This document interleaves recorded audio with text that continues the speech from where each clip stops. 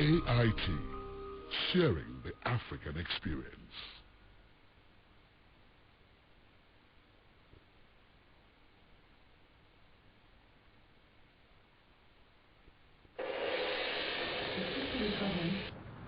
Of course she is. I wanted to avoid it, and I thought of running away. You thought of doing? What are you doing here? David! Do you want your game man to stop me from entering your house? I want to let you know that I will win the competition.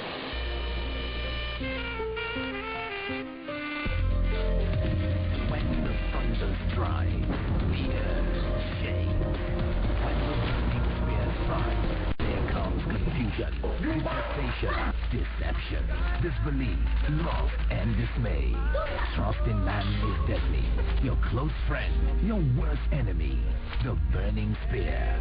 Burning Spear, a story of multi-identity, suspense-filled, educative, and entertaining.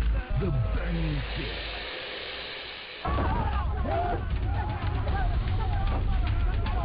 Come on, let's go.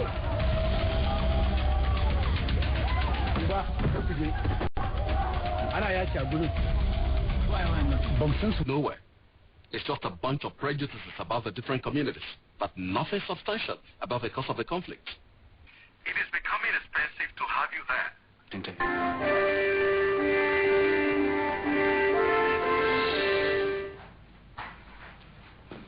If it was you that lost your brother,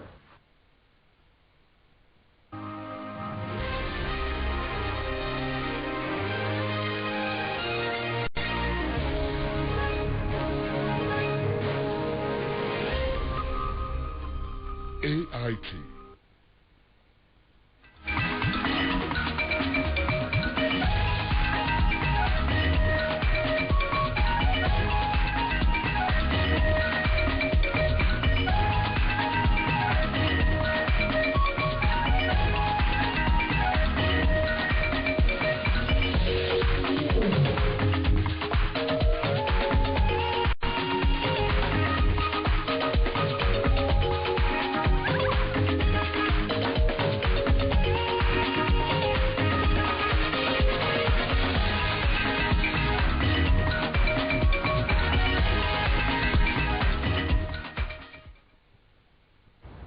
Hello, good morning, and welcome to Kaakaki on Africa Independent Television, AIT. I am Adora Onyeche.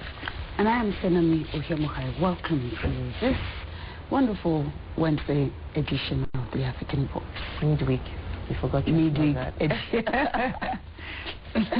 Well, on Tuesday, that's yesterday, President Goodluck Jonathan addressed Nigerians as part of activities to mark Democracy Day here in Nigeria. One significant step taken by the government, which the president announced in his address, was the expression of gratitude to the nation to MKO Abiola, the man who laid down his life in fighting to defend the mandate of Nigerians to return to democratic order. Now, that expression of gratitude by the Nigerian nation to Abiola is significant because of the nation that fails to weigh the sacrifices of its citizens and attach a value of gratitude to them hardly encourages honor and a sense of national spirit. To have appreciated Abiola in the president's address was a statement that Nigeria cannot forget the labor and sacrifices of its citizens. Now, as a mark of gratitude, President Goodluck Jonathan honored Abiola by naming University of Lagos after the foremost democratic.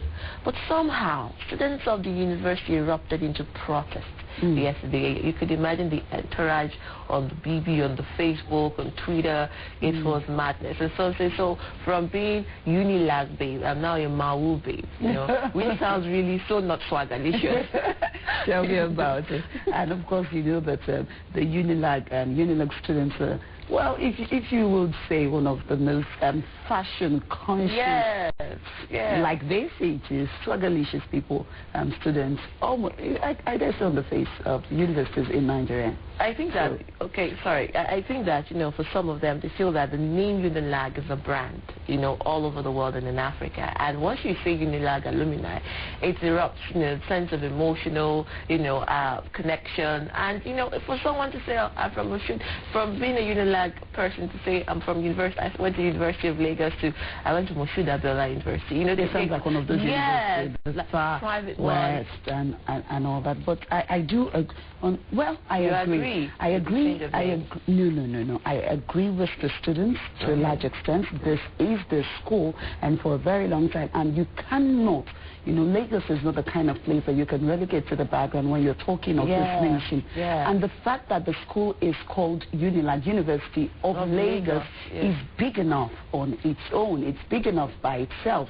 To now change a school like Unilag and change the name to Moshood Abiola University, it doesn't really go well with everyone. Maybe change a university from the state where Abiola comes from. He already has a polytechnic after him. I do know that, you know. So, but I kind of agree with the students. Unilag is already a brand that a lot of people have grown to reckon with, and no one wants to change that. Even I, that didn't go to the school, I wouldn't want to change that. Yes, I like Unilag the way it is.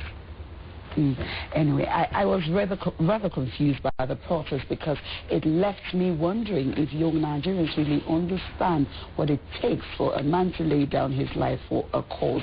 Yes, I wondered that. But then again, like I said, I think that they have a right to, you know, their own opinion. I understand. But, you know, for me, I sit on the fence. What I would have really, you know, liked the president to do or to remember was that Abiola contributed so immensely to the world of soccer in Nigerian football. And, you know, I felt that was one major area he would have been honored, especially, you know, with contributing so much money to Nigerian football. He had Abiola Babes, supported a lot of clubs, you know, maybe the stadium, Moshood Abiola Stadium, you know, or Moshood, you know, something really significant that when you remember UK, it's okay, fine, this guy worked the work. But anyway, who are we to tell the president how he feels about what then again, Adora, I still maintain that, you know, naming things, places, after people, it's probably not enough.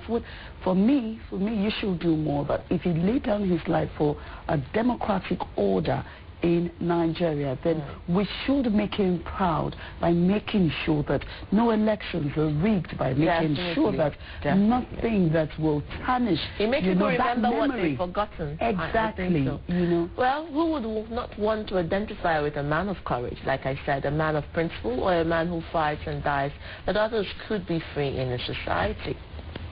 Do the University of Lagos students fully appreciate the import of their protest? Do they really understand the backbone of the move by the president to rename the university? You know, well, although for them to protest, I don't think there was a need for a protest, really, in as much as I think that, well, they have a right to say, no, leave our school the way it is, you know. So anyway, just in case they don't, well, let me draw their attention to this, that protest means we have no regard, nor do we want to be associated with what Abiola stood for. I think so. Well, Abiola is someone that we cannot forget in a hurry and that we reckon with. So we definitely do not want to tarnish his image with any protest about what is named after him and what is not. Fair enough, you know. He's not a man that will be forgotten in a hurry. No way that the history of Nigeria will be written without, you know, the talking about what Abiola did. I totally agree with you, Tsunami, but I just think that this protest is a little way off, another way to express, their bitterness or disapproval. I think it almost disagrees with what the president, someone said, why name a Yoruba man after Yoruba University or university in the West, is a little political. Well, does that really matter? It doesn't matter, but, that should tell you the mindset of we Nigerians. I think that regardless of whatever you do, Nigerians will always complain. But however, let's leave those protesting to draw the real meaning of their action into fore. I just want us to concern ourselves for now with statement credited to the Vice President Atiku Abubakar. He's reported to have advised the ruling People's Democratic Party (PDP) to drop the zoning formula as contained in its constitution. Interesting. According to him, zoning has died and has been buried. That's surprising coming from Atiku. Well, the former vice president now wants performance and merit to determine who is allowed to contest any elective office. Well, that's great, like I said. Indeed. Why now? Well, anyway, questions later. Great indeed, sir. Now, we have said on this program that zoning short changes Nigerians by limiting choices open to the Nigerian electorate time and time again. Except that federal character is a form of zoning. We talked about this when we talked about the civil service on this show. It should also be discarded. After all, former military president Ibrahim Babangida once advocated the scrapping of federal character because there is no state in Nigeria that does not have an appreciable number of professors. And that's true, sir. Just also to remind Nigerians that quota in admission into the universities in Nigeria is a form of zoning too, if you look at it. If Nigeria adopts merit as the governing criterion in all aspects of its life, the country will achieve much more than it has achieved presently. And I also think Nigerians should not just thank the former vice president for it, but must support him very strongly in his new crusade. Adora, did you read the story on the shocking revelation by the Joint Task Force in the Niger Delta on the challenge of illegal bunkering? Tsunami, if you mean the statement credited to the commander of JTF in the Niger Delta, Brigadier General Tuko Buratai, then I can tell you that I have not recovered from this shock. I fainted and I was recovered and I fainted again. Adora, I don't intend to increase your shock. Please really. But please, let me quote this commander what he said. Okay. I quote, "I want to say that the major stakeholders in the oil industry are not quite sincere in their approach towards fighting oil theft in Nigeria." Oh, we already knew that. We already knew that, but coming from him, that's like confirmation of what we thought. Yes, I'm saying this is the truthful fact. We had an assessment some time back on all the pipelines. We discovered over 56 of those illegal bunkering sites, and they all belonged to one oil company. And the NNPC is a major shareholder in that company. End of quote. Open your amazing eyes. Open your eyes. Well, I'm thinking they're closing your eyes. Okay, now I didn't get to see that part in that report. NNPC, wow, Adora, if you collapse out of shock, well, then I won't be surprised. The illegal bunkers, really, honestly, couldn't care less, But the only thing you can do is to now appreciate that, as the saying goes, what is killing the tree is right in the roots of the tree, period. Like, let me say it in Yoruba, kokoro tonjefo, arai follower.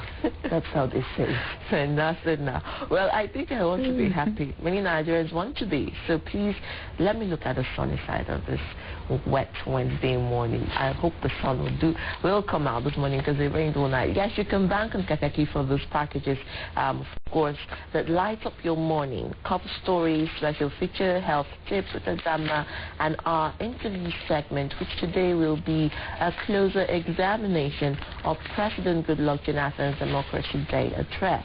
We will focus on the agriculture sector. Of course, if you miss Sports Extra, you miss the spice of the morning, like Tsunami will tell you. For now, let's kick start with the headline. Stay with us.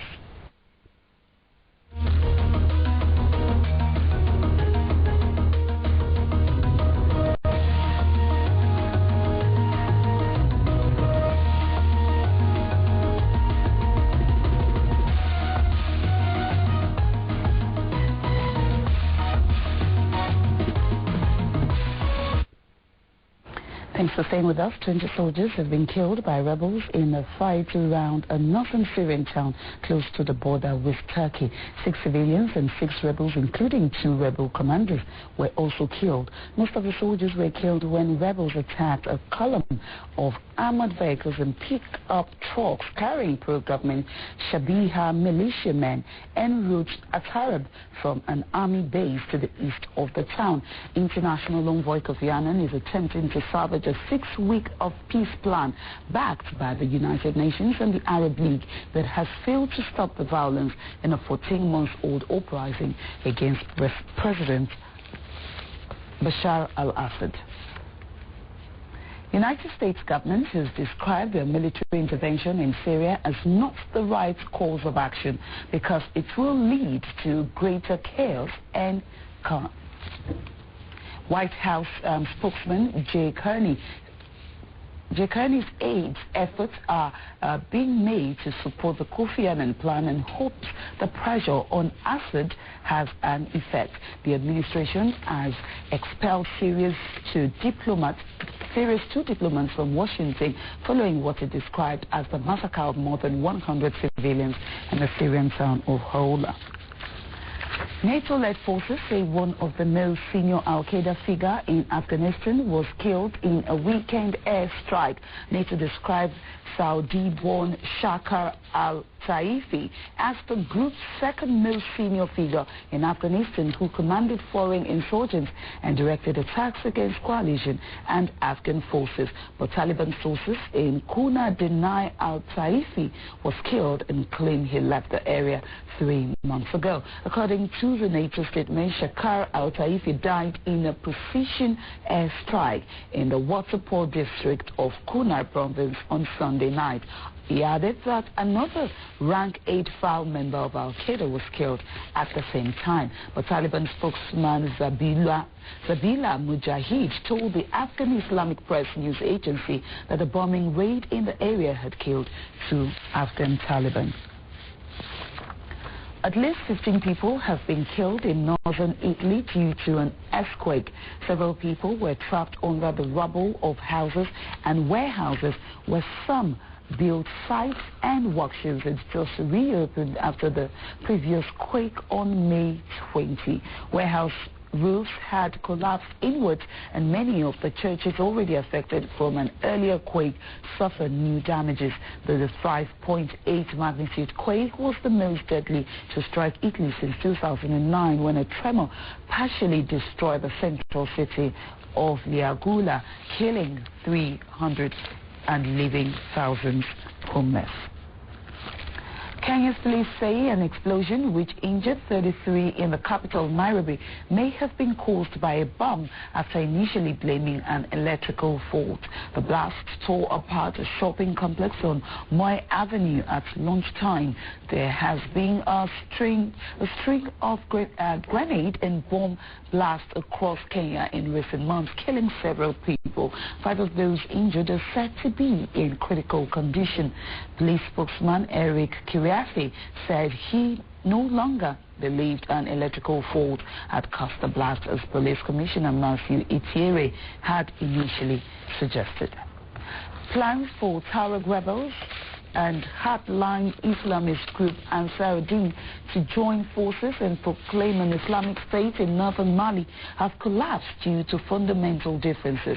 Musa Asharif, close to Ansar-Din head Iyad Agali, confirmed the impasse in talks, which came just 48 hours after the 2 groups announced their plans for joint domination of the remote desert region. Regional and Western leaders have long feared a breakaway state in Mali's restive north could become al-Qaeda's main safe haven.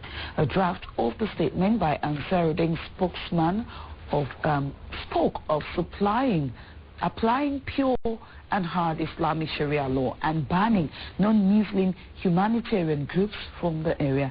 A sheriff said the original accord had been merely a basis for working discussion and that the deal was on a take it or leave it basis.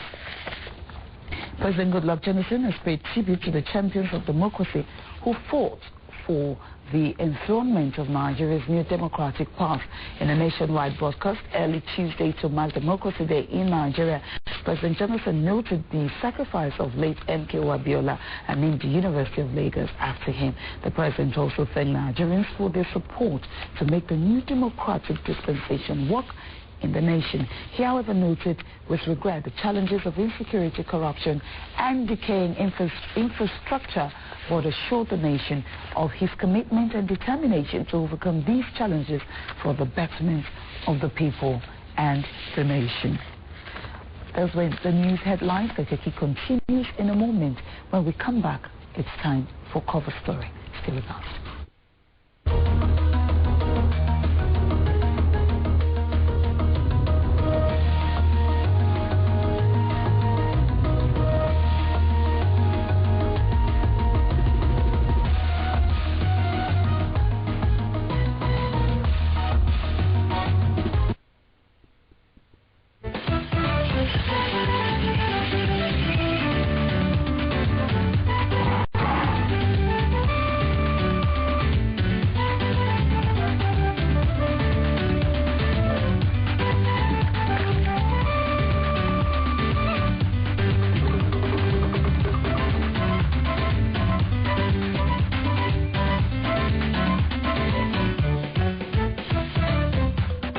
Explore Africa. Encounter Africa. Engage Africa. Enjoy Africa's compelling, exciting, and breathtaking experience with Kaakaki, the African voice.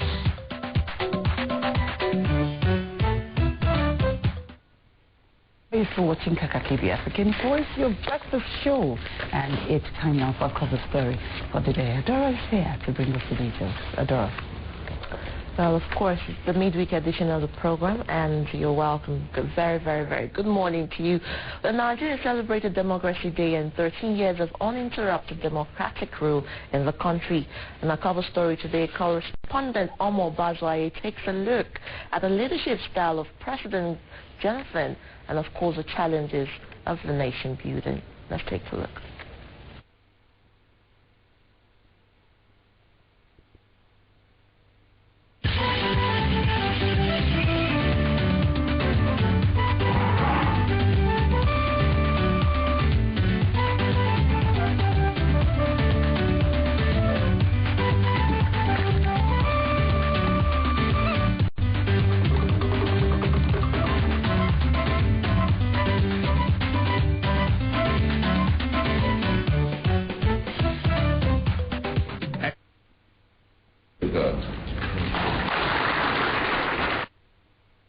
President Goodluck Jonathan took over the reins of leadership in Nigeria exactly 1 year ago.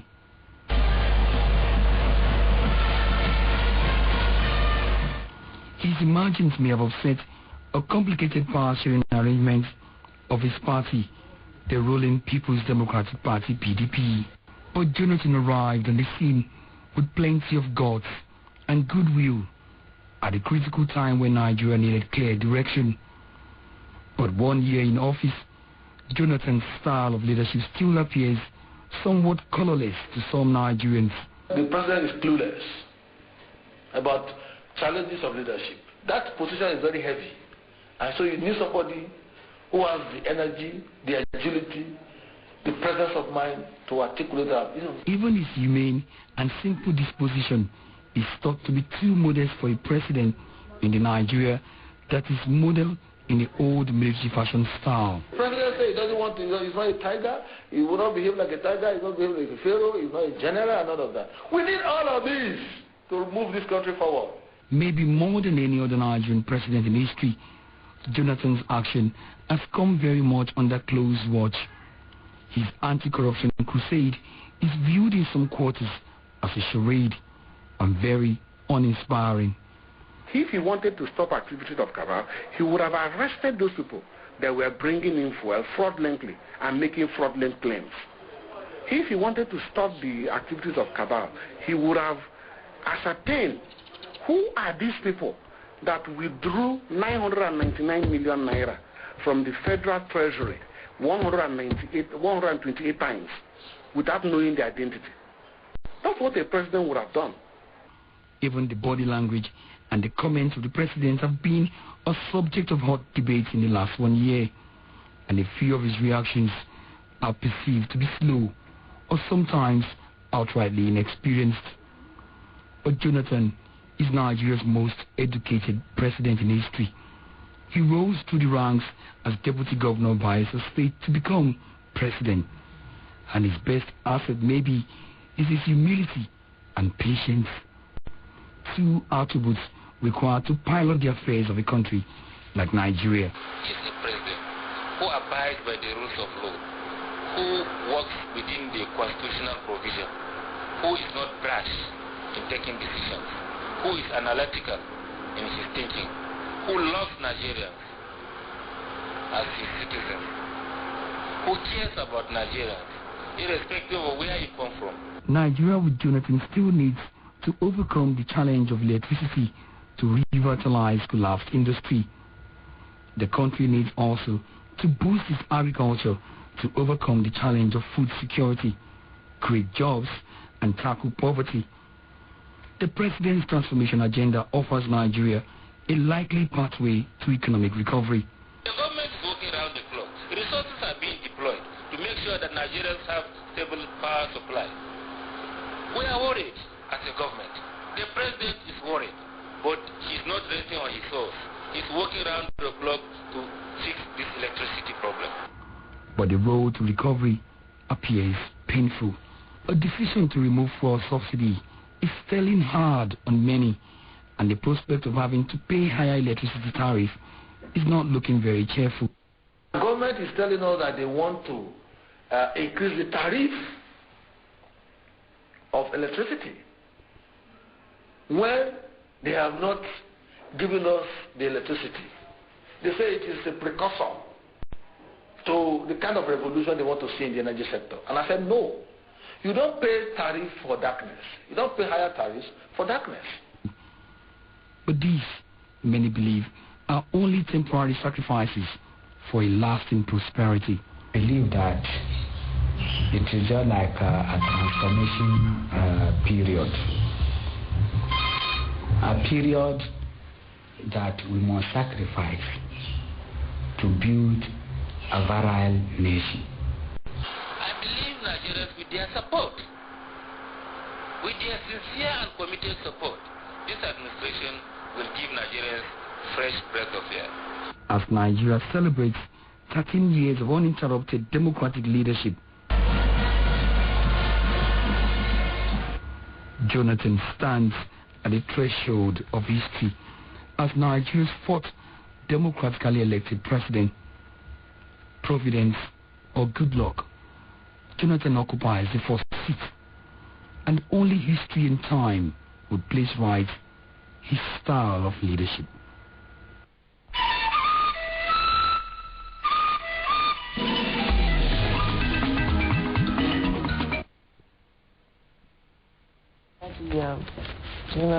Compliment that was made on behalf of the president. But I think, coming from, of course, the interview that we had yesterday, I think that 1 year is not even long enough for someone to prove themselves regarding, especially in the form of administration, with what the man said, we need a general, we need all of the things that the president says is not. But, Adora, I have to agree with you that 12 months is not enough with for a state as complex as Nigeria is, and with the myriad of problems that Nigeria is faced with. So yes, indeed, 12 months is not enough. However, what many say is that, well, 12 months is not enough, but the steps that have been taken so far are not very impressive in addressing some of these issues. Like you heard some of the respondents say that it's not, we need a tiger. We need a general. We need a warlord. Yes, we don't want a military role, don't get me wrong, but the fact that someone who can, fight all against all odds and say, this is what we have to do.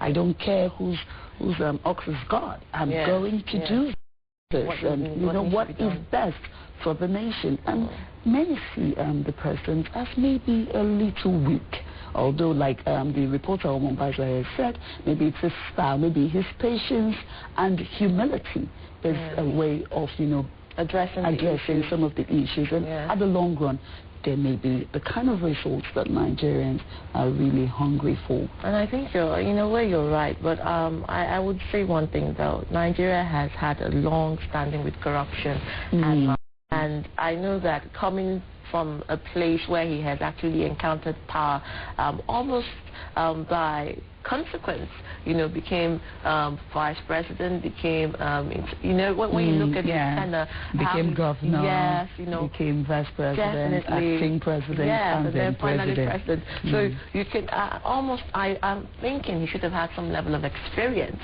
and tutelage because of all the processes that has brought him to be Nigerian president. But I believe that Mr. President should understand that Nigeria has had a long-standing corruption and maladministration, and it's been recycled enough.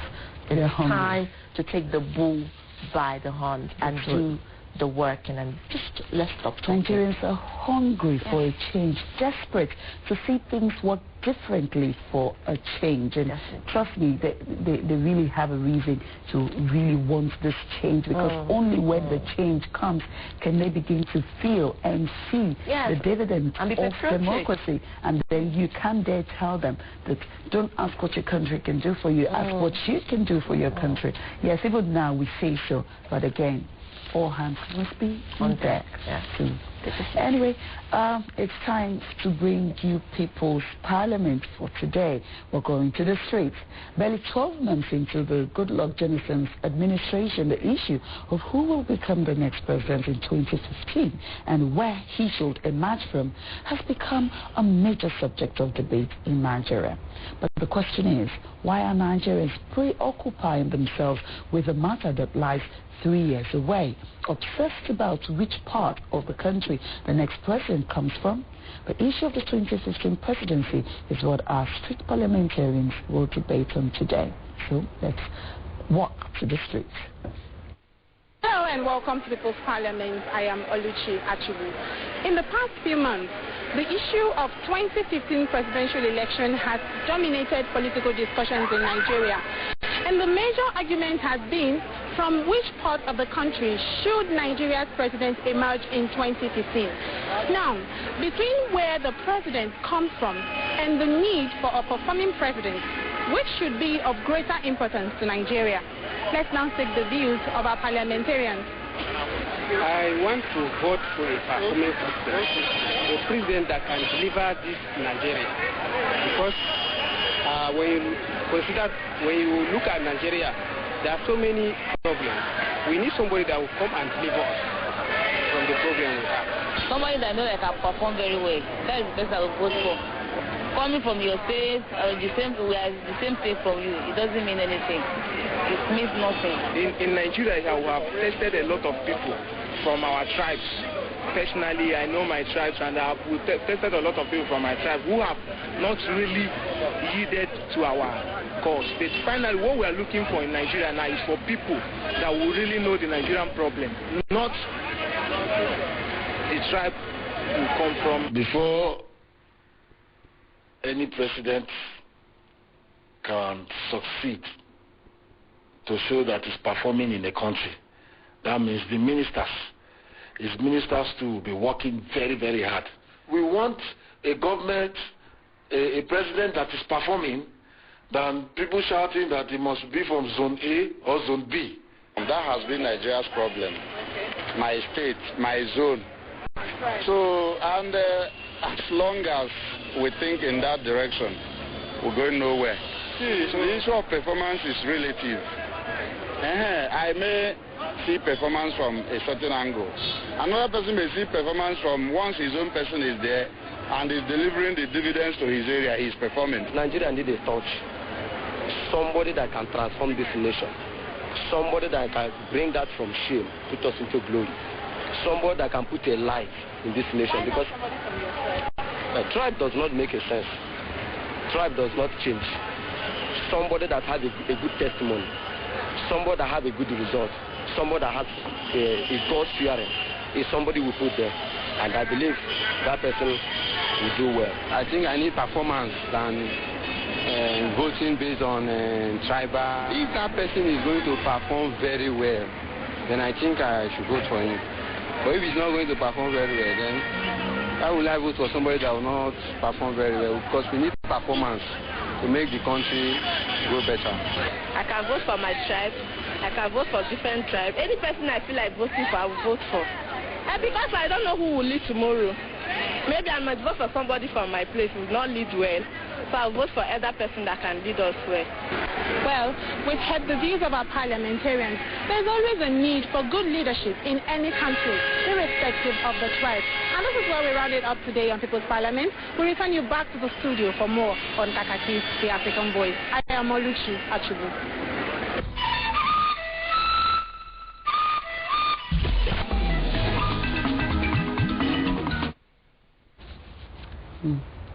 Different streets for different folks, but I must say the tribeless people took the stage today, and I'm very impressed with the People's Parliament of today. Everyone said it doesn't matter where they come from.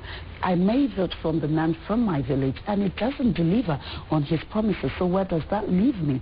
So why don't I vote for someone who's credible enough to bring, the dividends of democracy to those he promised to bring it, to make the lives of people a lot better. Indeed, that I believe that's the thoughts of, if not all Nigerians today. I also believe and I agree with that, but the problem is that the Nigerian people are speaking with one voice, and the leaders are speaking with 10 tongues. With 10 tongues and different tribes, and you wonder if they're actually leading the Nigerians or you ask whose agenda are they pushing, their own or the people? Exactly, because you've heard from Nigerians. I mean, you're watching us. I mean, all the Nigerian leaders, I'm sure. You've heard Nigerians say that they don't care the tribe from where you come from, as long as you deliver and work the work. It's not about who you are or the people the place you're coming from, because at the end of the day, if you decide to come from a sect and keep choosing, and that's what former president, vice president was saying in regards to not zoning, and letting good leadership speak for itself and the quality of the leadership speak for itself.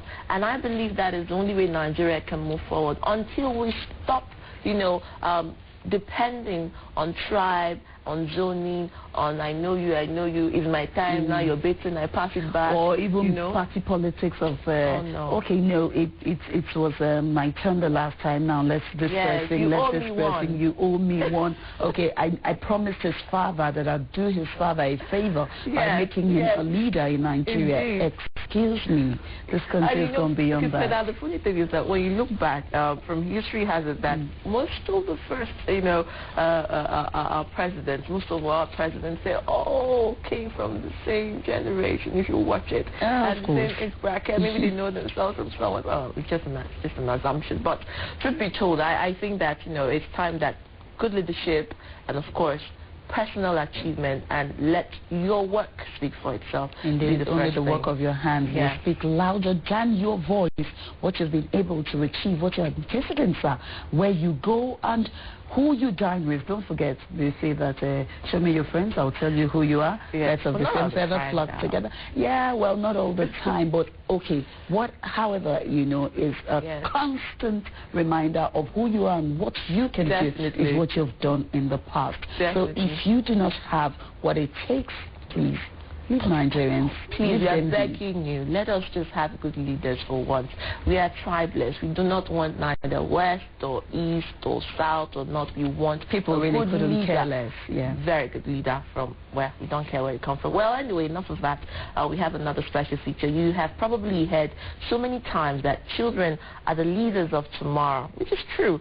Well, some of our potential leaders are vulnerable. Most definitely, because they are young and assumptuous. These children, most of them, often at a very young age, are exposed to sexual abuse and all sorts of social lies. Correspondent Alima Fashakin examines the plight of vulnerable children and how government can formulate policies aimed at protecting and caring for our great leaders of the future.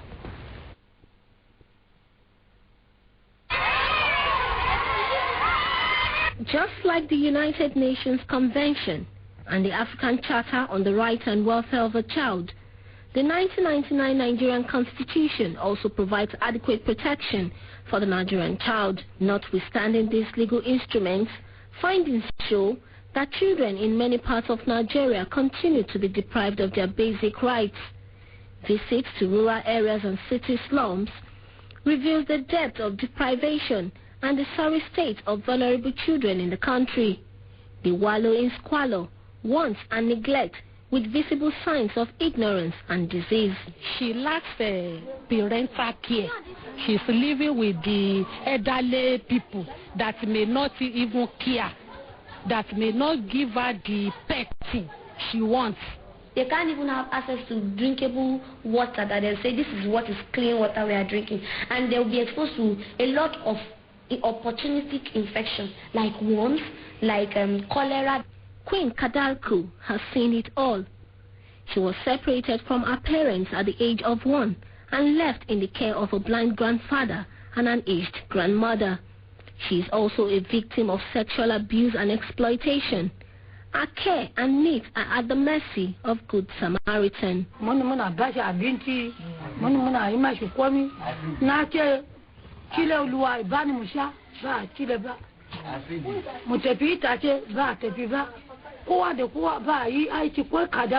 the aspect of their health and other things, government has not come. It's only the organizations that are coming from different places to help the villagers and their children. Queen's experience depicts the condition of most Nigerian children.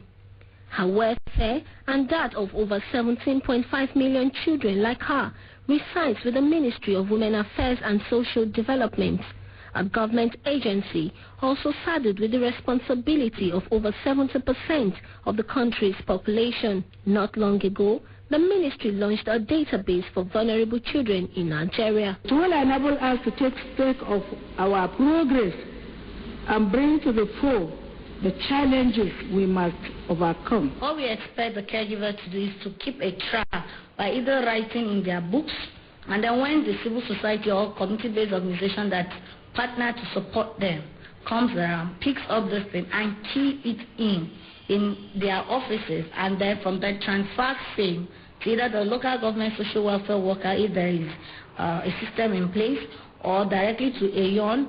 In most sub-Saharan countries, implementable policies have shaped responses to the plight of orphans and vulnerable children. The Nigerian government have made efforts over the years to develop such policies, but the implementation have ended up in impassioned oratory, while policy documents gather dust on the shelves. So when you look at the sequence of events, you discover that at that community level, we don't really need computers. All we need is just basic way of data collection, which is like giving them the necessary paper, or just trying to have like a memory book whereby they write down the best they can. It could be in their languages. But non-governmental bodies whose interest is to advance the cause of orphans and vulnerable children blame the non-implementation of policies and programs on lack of commitment from the three tiers of government. They urge government to create a separate commission for child from the overburdened Ministry of Women Affairs. There should be the creation of Child Commission or Children's Commission. That commission, if created, will be able to look at the totality of survival, development, participation, protection of children in general. According to UNICEF, an estimated 10 million children in Africa live without families in towns, villages and cities as street children. Nigeria accounts for a very large percentage of this number. The Almajiri syndrome in northern Nigeria is also a source of worry. These children move in odds, begging for alms with no proper or reliable shelter. No one can imagine what it means for somebody to live on the streets. And as we all know, these people live on their own. That's why some of them, they don't have any alternative than to go and beg. That's why we are calling on the government that they should please not leave these things on the donors alone, but also come to their full responsibility that this is what we need to do as a nation. Queen Kadarku and millions of other Nigerian children do not enjoy parental protection, love and care. Their condition paints a vivid picture of their state of helplessness and perhaps an uncertain future.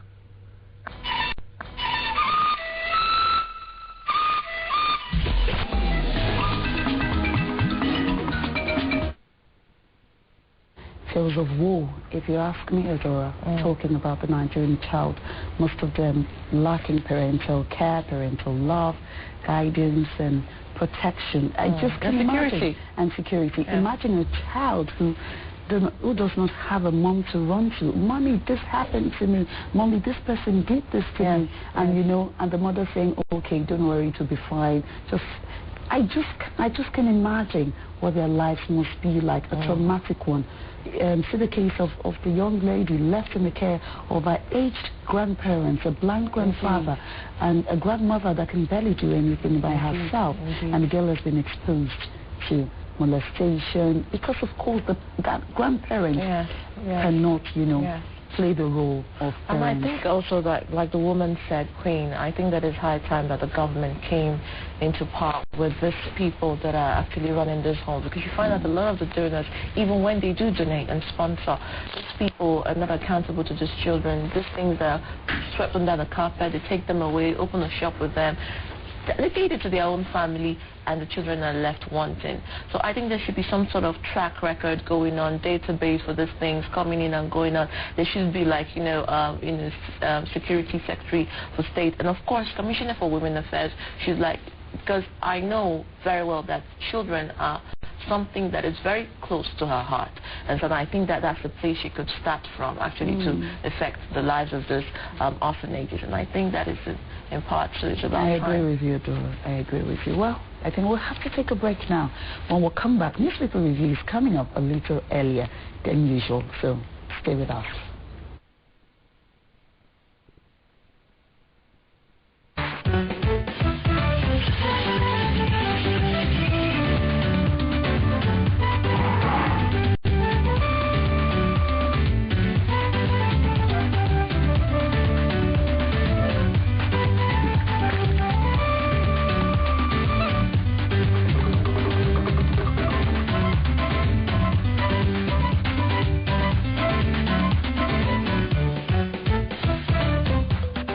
Explore Africa. Encounter Africa. Engage Africa. Enjoy Africa's compelling, exciting, and breathtaking experience with Kaakaki, the African voice.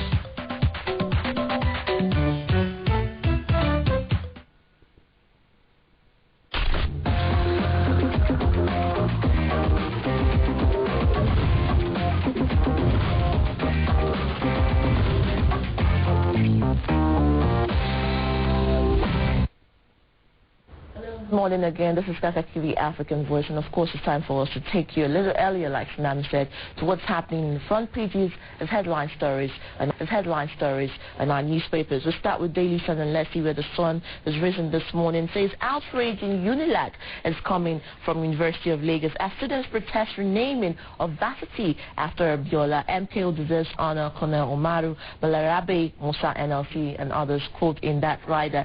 Well, you can see that happening on pages 5, 6, and 7 of the Daily Sun. Of course, you see University of Lagos students protesting against the renaming of the institution without inset picture of them in mass and in protest. Daily Trust, and let's see what's happening here this morning. Still thriving with the story of the University of Lagos. Jonathan's gesture backfires, and that is the major headline story. Unilag, Jonathan's gesture backfires. Students protest renaming after Abiola, and that is happening. The Daily Trust newspaper above the masthead, just opposite the insert picture of the students in protest. We have federal government waters down new PIB report, and of course we're talking about a long-awaited petroleum industry bill. When it finally comes, looks likely to be a botched job that gives favorable tax terms to foreign oil firms, and that is what it's saying. We'll go to leadership and see what they're leading us today. Why I renamed Unilag Moshood Abiola Varsity, and it's coming from Leadership newspaper. That is coming from Jonathan. Why I renamed Unilag Moshood Abiola Varsity. Well, riders go on Abiola family, Aregbe Shola, Colonel Dangiwa, Umaru, Sagai Hill, decision, CPC, SNG students kick, of course, against the decision. That is on page 5. Below that masthead, we have an interesting story that came in. JTF arrests Shekau's aide in Kano, and police avert bomb explosion in Kaduna. And that is coming from the Leadership newspaper. Above the masthead, we still have a story with the National Assembly gets new PIB in June, coming from the presidency. Full subsidy areas cost federal government 451 billion naira in that red insert headline story on page 6. We have National Mirror, let's mirror it down, saying talking about the protest still, and saying protest greets renaming of Unilag after MKO. Indeed, it must be quite a read if you want. It's on page 2 of the National Mirror, and above that we have 60 billion naira stolen from pension funds, coming from Director of Accounts, Pension Funds Office, Abuja, Dr. Shaibu Kaidi. We go to People's Daily. This morning, they're talking about opposition slams against the Unilag protest. It says, score e-card. Opposition slams President Jonathan. It's a tsunami of scandals, corruption, ACN. Renaming Unilag as cheap populism, says CPC. Our transformation agenda on course, says GEG, of course, and you know what that means. And we have also other major thriving stories below that masthead, and of course below that insert picture. If you want a clear view, you go to page 2, page 3, page 4, and page 19 of People's Daily. National Accord, one accord of reaching. Jonathan names Unilag after Abiola, and Ryder saying foresees brighter economic future. But let's see what this is saying on page 2. If you want your own take on that story, is happening on page 2 of the National Accord. And below that masthead, we have explosion averted in Kaduna on Democracy Day. And of course, we have the sad news of the NTM Newsline broadcaster Shele Eragiri, who dies at the age of 57. Well, last but not the least, let's march on the track of the Road newspaper.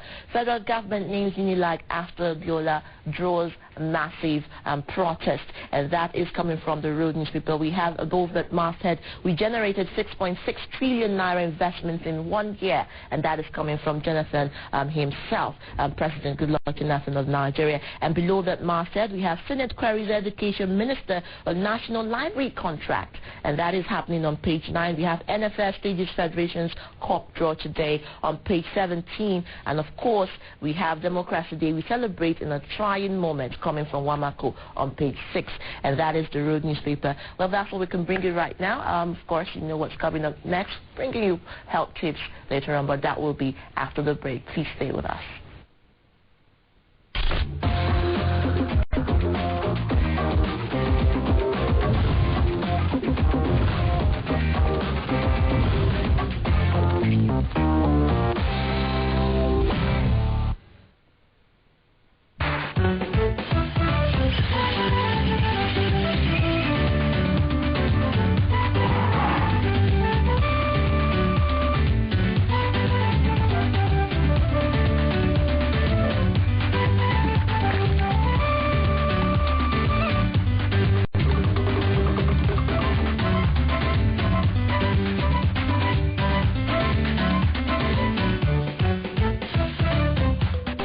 Explore Africa. Encounter Africa.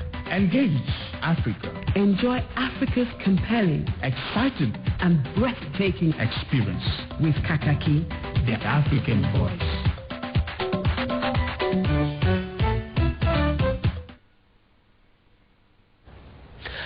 Good morning. Out there, how are you? And I hope you slept well. And I did sleep well, and I hope you did not have too much alcohol yesterday, because I'm still talking about alcoholism as an addiction that should be averted. And today we're going to look at the treatment of alcoholism if you already are an alcoholic. Well, treatment depends on how bad your alcohol problem is. Some people are able to cut back to a moderate level of drinking with help from a counselor. And people who are addicted to alcohol may need medical treatment and may need to stay in a hospital or treatment center. Now, your doctor may decide that you need detoxification or detox before you start treatment. Detox flushes out the alcohol in your body, and you need detox when you're physically addicted to alcohol. When you go through detox, you may need medicine to keep you to help with withdrawal symptoms that you may have. Now, after detox, people, you have to focus on staying alcohol-free or sober. Most people receive some type of therapy, such as group counseling or one-on-one counseling. You may also need medicine to help you stay sober. But when you are sober, you've taken the first step towards recovery. To gain full recovery, you need to take steps to improve other areas of your life, such as learning to deal with work and deal with your family, coming back into tune with all the things you neglected. Now, this makes it easier for you to stay sober, because when you're busy, you're not likely to be thinking of alcohol. You will likely need support to stay sober in recovery, and this includes counseling support groups like Alcoholics Anonymous. I don't know if there's one in Nigeria, but there is not anonymous, so you can come talk to me as well. Recovery is a long-term process that could take weeks to achieve. Treatment does not focus on alcohol use alone. It addresses other parts of your life, like your relationships, your work, your medical problems, and living situation. Treatment and recovery support you in making positive changes so you can live without alcohol. If you feel you have an alcohol problem, please get help. It's dangerous to be an alcoholic. Even if you are successful in other areas of your life, visit a doctor or go for counseling to get help. The earlier you get help, the easier it will be for you to cut back or quit. Helping someone with an alcohol problem is hard. It's really, really hard. And if you're recovering for the person, if you're covering up for the person, for instance, then you need to stop. For instance, if the person does not show up for work, or they do a sloppy job, or they're reeking of alcohol, and you lie to the boss, or you help your friend to lie to the wife. Oh, no, she's with me in church. You're right. Both of you are sitting together in a bar, drinking yourself to a state of stupor. Then you pick up the phone, oh, no, it's okay, she's with me. He's with me in church. We're in prayer meeting or whatever nonsense it is that you're lying about. You had better stop, because you're not helping your friend. It's better that his wife clubs him to death than that he dies slowly of alcoholism. That wife, don't bother to club the man to death. Just get help for him. You may be able to help by talking to the person about what his or her drinking does to you and to others. So instead of nagging all the time, just talk rationally to this person. Talk to the person in private when the person is not using drugs or alcohol, and when you are both calm. So if the person agrees to get help, push for a doctor's visit right away. Do not wait. Take the person, grab the person by the hand. Okay, Emmanuel, let's go to the doctor right now. Oh, well, I wasn't thinking about you, that Emmanuel that you think it is. Okay, let me leave the alcohol situation for this period now and go to the meal of the day. Meal of the day, what is the cause of back pain? Anytime I stand for hours, I usually feel it, and this came from Joshua. Joshua, there are some medical conditions like back pains, hemorrhoids, etc. that are peculiar to humans, and that is because we are upright animals. We stand upright and stand erect. We don't walk around like this. Now, the common triggers are wrong posture, either standing, and it's usually worse for someone that has had a prior injury to the back earlier in one's lifetime. The solution to your condition is simple lifestyle modification and avoiding the triggers. In your case, avoid standing for long. Also, find out other triggers for you, like carrying heavy load, and try to avoid them. It's not advisable to be in the habit of taking painkillers because they have side effects and can also predispose you to peptic ulcers or worsen existing ones, etc. Also, start a regular, non-stressful exercise, and this will help to tone your back muscles and reduce the recurrence of such back pains. Now, before I run off and leave you, don't forget that today is the last day of our free medical camp, free health camp in Primus Super Specialty Hospital. So if you haven't been yet, this is your last chance to get free health checks and get free glucometers if you are diabetic. And you know that the specialists in the hospital will be supporting us with free consultancy for people who walk in. So take advantage and come join us at Primus Super Specialty Hospital in Cairo. So who is the alcoholic here? Anyone? Are you an alcoholic? He says no. You know? Yes? Yes, I'm on break. Oh! Our cameraman is very honest. He says, yes, I'm an alcoholic, but I'm on break. Kudos to you. Thank God for the break. Let's hope that the break lasts I'm so conceited. I want to believe it's because of me. Are you on break because of me? Come on, flatter me. I'm on break because of me. You're on break because of me.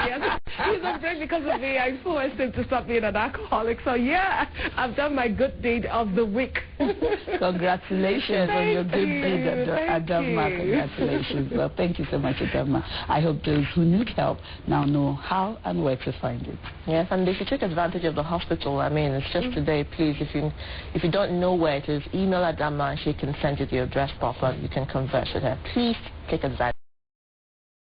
It is free. It is free. Yeah. Have a lovely day. Have a lovely day. Fantastic. Okay. That was bold. You know, one thing is once a person can admit that they have a problem, then the problem is half solved. Definitely. You know, the most difficult part is getting them to understand that this is a problem and you need to deal with it. But once they know that, and he's the same person that cut down on his diet and he's still losing weight. I'm inspired. Yeah. You should be. All right. I think we'll take a break now and we'll come back. Time for Inside Nigeria. Stay with us. Stay with us.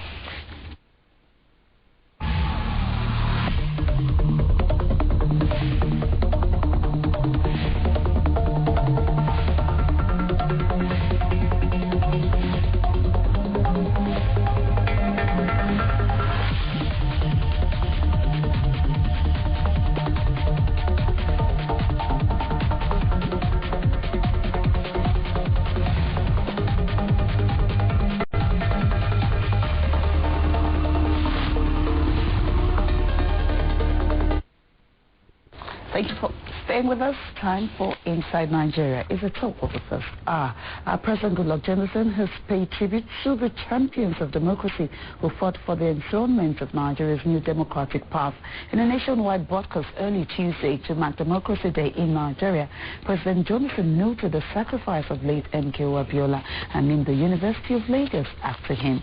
The president also thanked Nigerians for their support to make the new democratic dispensation work in the nation. He, however, noted with regret the challenges of insecurity, corruption, and decaying infrastructure, but assured the nation of his commitment and determination to overcome these challenges for the betterment of the people and the nation. And public spiritedness, and for being the man of history that he was. We need in our land more men and women who will stand up to defend their beliefs and whose example will further enrich our democracy. After very careful consideration and in honor of Chief MKO Abiola's accomplishments and heroism, on this Democracy Day, the University of Lagos is renamed by the federal government of Nigeria, Moshood Abiola University, Lagos. Immediately after the president's nationwide broadcast, students of the University of Lagos, Akoka, took to the streets to protest the naming of the institution to Moshood Abiola University by President Goodluck Jonathan. The students are unanimous that the change will disrupt the peace in the university community, especially now that it's about to commence the funeral rites of its late Vice-Chancellor, Professor Shofoluwe, who passed on recently. There's an act that establishes the University of Lagos Act of 1962. And the first article in that act says that the name of the university shall be called University of Lagos. Now, if any change is going to come, now the change has to follow due process. First of all, no consultation, no voting, no bill has been passed, nothing has been done. You just wake up one morning and change the name of the university. Don't see anybody that's ever died in Nigeria and they name two institutions after him. I've named a polytechnic against his name at Abeokuta. They've named road against his name at Abeokuta. Why University of Lagos? We want to say no to it, and we are standing by our students. We are standing by all the alumni of this university. We are appealing to him to reverse his decision. We are appealing to him that if he loves Abiola so much, he has a new university in his village of Tuke. He can name that university after him. Lawmakers have greeted Nigeria's 13th Democracy Day celebration with mixed reactions. While some say it is good enough that democratic governance is in place, others believe that there is still a long way to go in giving the average Nigerian the dividends of democracy.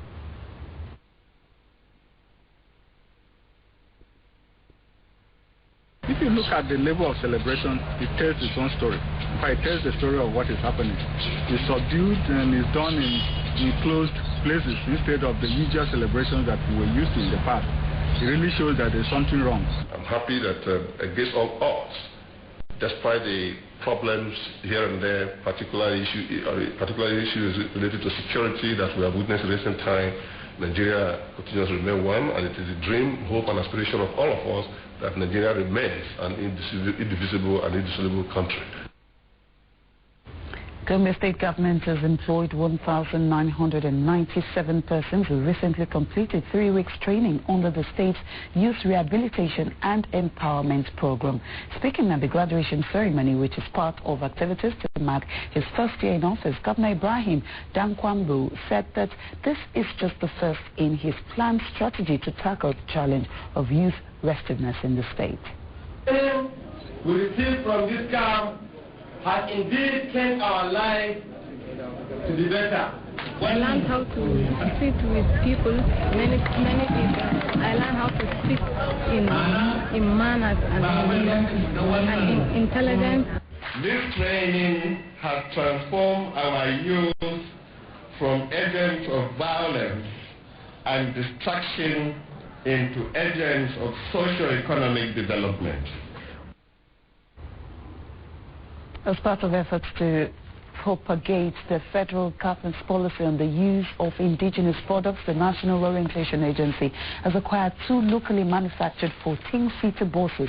The buses, which were manufactured by Inonso Motors in Nnewi, Anambra State, are to be deployed to massive grassroots enlightenment by the agency. Speaker of the House of Representatives, Aminu Tambuwal, who commissioned the buses and 60 units of projectors, commended the efforts of the new management of NOA at getting the government and the citizenry to do the right thing. The Corps Marshal of the Federal Road Safety Corps, Osita Chidoka, was among dignitaries that graced the occasion. They do the right thing, transform Nigeria charge, which is a value reorientation campaign of the agency. The campaign is one of the vehicles for undertaking the President's call for a paradigm shift in all sectors of our national life. All of us must put our hand on deck to tell ourselves the truth and do the right thing so that those behind us can copy from us that are leading majority of you. And we can only do that if we ourselves not only profess the right thing, but do that particular thing that we profess. Back inside Nigeria, Kaakaki will continue in a moment. Don't go anywhere, we will be right back.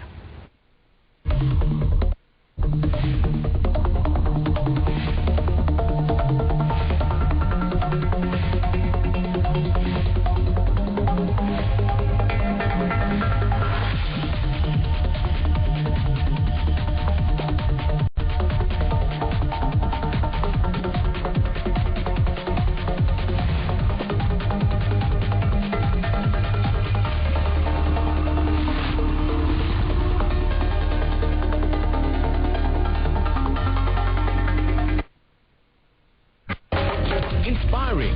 Honestly, you look like you're really enjoying it. Yeah. Fascinating.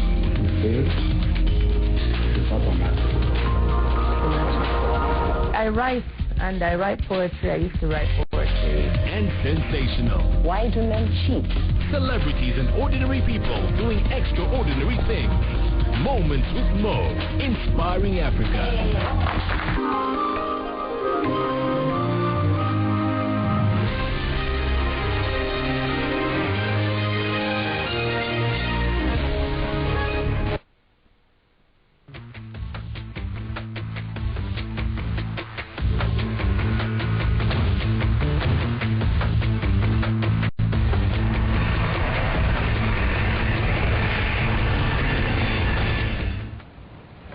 Hello and welcome to the Kubi Springer Show, sponsored by Rapid Cargo, the show that enables you to be your brand. Then we will view your elevator pitch online, and the best one chosen each week is shortlisted to win £100 every month. Motivating. Let's find one person I will plan to. Entertaining. Inspiring. Honestly, you look like you're really enjoying it. Yeah. Fascinating.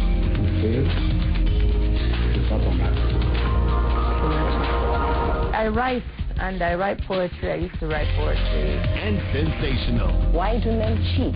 Celebrities and ordinary people doing extraordinary things. Moments with Mo. Inspiring Africa.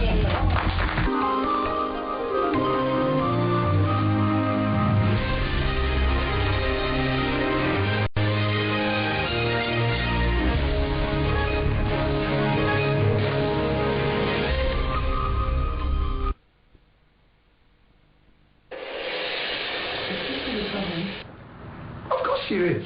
I wanted to avoid it, but I thought of running away. You thought of doing what are you doing here? David! You want your game man to stop me from entering your house? I want to let you know that I will win the competition.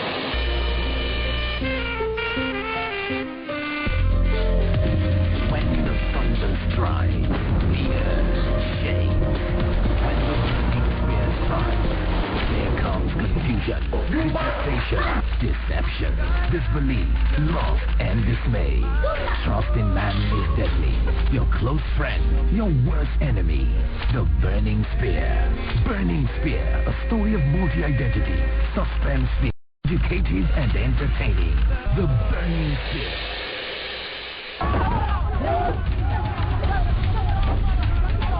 Come on, let's go.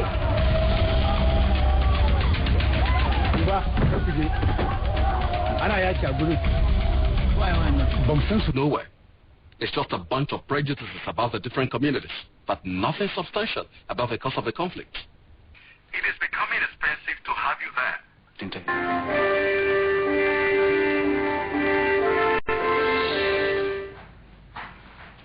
Good morning to you. This is Kaakaki, the African voice, and of course it's the midweek edition. Now time for us to delve deep into our interview segment. And this morning we're looking at agriculture. Now, over the years, Nigeria's enormous potentials in agriculture have never been in doubt. Yet, over the years, Nigeria has never been removed from the list of nations at the risk of severe food shortages. What an irony. The real precarious food situation in Nigeria has been played down in the country because resources from petroleum have been used to import food items like rice, with dairy products, and many, many more.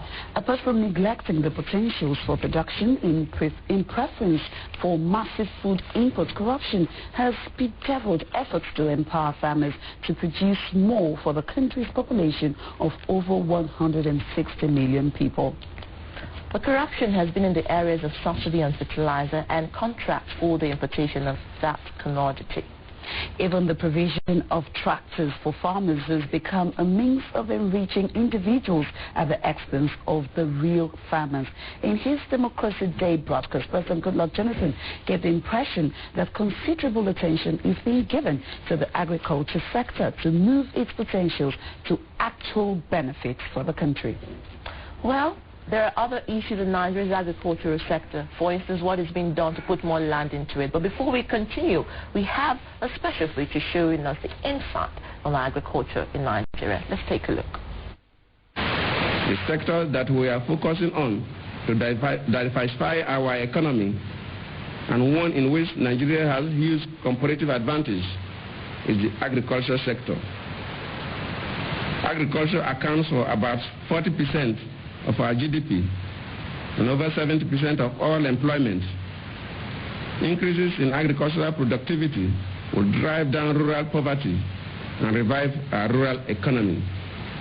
In this regard, we are aggressively pursuing an agricultural transformation agenda. Agriculture is no longer a development program. We are now treating agriculture as a business, one that can generate wealth and create jobs for millions of our youth. We have implemented major reforms in the sector, notably in the fertilizer subsector. We have ended the practice of federal government procurement and distribution of fertilizers. This We did because only 11% of farmers get the fertilizers that are bought and distributed by government. The old system encouraged rent seekers to collude and deprive farmers of access to fertilizers, while some of the fertilizers ended up with political farmers and in neighboring countries. Now, the procurement and commercialization of fertilizers and seeds have been fully deregulated to the private sector. We have ended the culture of corruption in fertilizer procurement. We must also end the era of food imports. Nigeria spends over $10 billion every year importing wheat, rice, sugar, and fish alone. This is unacceptable. Our agricultural transformation agenda is directed at promoting local production, substituting for import foods, and adding value to our locally produced crops. We are recording success already. Government policy to ensure rice self-sufficiency by 2015 is already paying off. New rice mills are being established by the private sector to mill locally produced rice. Ebonyi Agro Industries, located in Ikwo, local government area of Ebonyi State, has rolled out its high-quality parboiled rice. In Kano, Umza Rice Mill has taken off and can hardly meet demand, while in Benue, Ashi Rice has hit the market. Consumers are buying more of Abakaliki and Ofada rice too. To further accelerate the local production and milling of high-quality rice, government has facilitated the import and installation of 100 new large-scale integrated rice mills across the country. This will allow Nigeria for the first time in its history to have the capacity to mill all of the rice that we consume.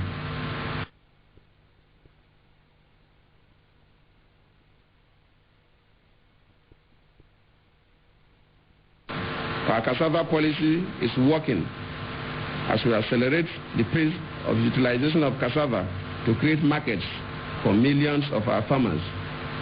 Our goal is a bold one. We will make Nigeria, which is the largest producer of cassava in the world, to also become the largest processor of high-value cassava products in the world. To further encourage cassava utilization and value-added products, government will support corporate bakers and master bakers across the country to use high-quality cassava flour for baking. Last year, I announced an increase in tariff and levy on wheat. To encourage the cassava flour inclusion policy, I now direct that part of the levy and tariff on wheat be set aside to support the promotion of high-quality cassava flour and composite cassava bread.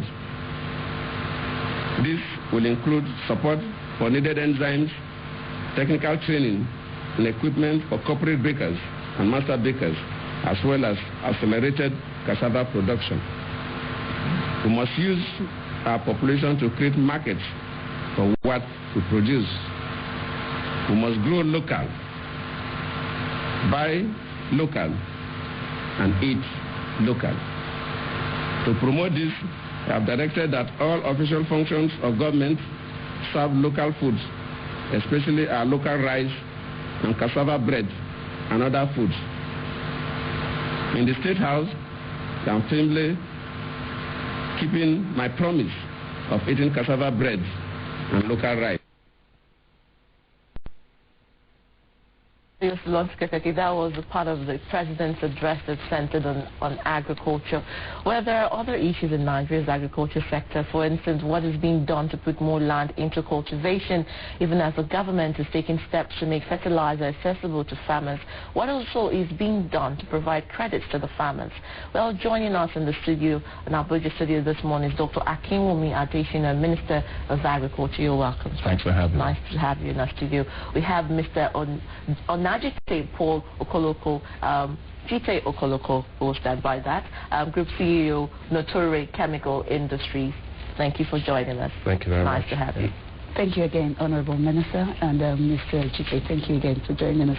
Honorable, we all heard what the president said. He said agriculture has the capacity for now is GDP, given Nigeria, 40% of Nigeria's GDP, 70% of employment is possible for agriculture to do that. But beyond all of this, what the average Nigerian wants to know is how this translates to food on their table. Well, I think, the world had it from the president that Nigeria actually has the capacity to feed itself. There's no reason why a country that has 70% of its population in a sector has a lot of people in that particular sector. And the reason why that has happened is that over decades, we have abandoned that particular sector in favor of oil. We have not been investing heavily in the sector. And therefore, you look in terms of the use of improved technologies, for example, improved seed. Because if you're going to do anything in agriculture, you have to start with seed. So that less than 5% of our farmers are using improved seed. And so most of the seed they are using is actually unimproved seed, so the yields are actually quite low. Okay, the yield of our cereals is just about 1 ton per hectare. The global average is over 5 tons per hectare. If you take a look at fertilizer, and I'm sure that GT will get into that at some point, our average level of use of fertilizers is only 13 kilograms per hectare. The global average is about 150 kilograms per hectare. And therefore, the reason why we have had a situation where we've not been able to really feed ourselves is that the productivity of agriculture is low, and that's one of the things that we are tackling. Secondly, is that you find that we have not actually also been providing financing for farmers. Most of our farmers find it very difficult to get access for seed, for capital, to buy seed, to buy fertilizers, and that again is very constraining. Mechanization. Majority of farmers in Nigeria, I would say probably even 85 to almost 90% of our small-scale farmers use hand and hoe. And you can't really feed 167 million people with that. And so what Mr. President directed is that we should transform that sector. We have 85 million hectares of land, of which we are not using more than 40% of it. And so Nigeria should actually be a powerhouse, not only in feeding ourselves, though, but also even in exporting food. And so what we have done as a government is we have come up with what is called an Agricultural Transformation Action Plan. That plan will hit exactly food access and food availability for Nigerians. Over the next 4 years, we will add 20 million metric tons of food to our domestic food supply. From rice, from cassava, to soybeans, to maize, to sorghum, all across those chains, including fish and also including livestock and dairy products. Now, in that sector, we expect to create 3.5 million jobs over that given period of time. But most importantly, is that we are feeding ourselves but actually importing a lot of food. We are the largest importer of wheat in the world. We spend 656 billion naira importing that every year. Take rice. We all, go to parties and we all eat rice.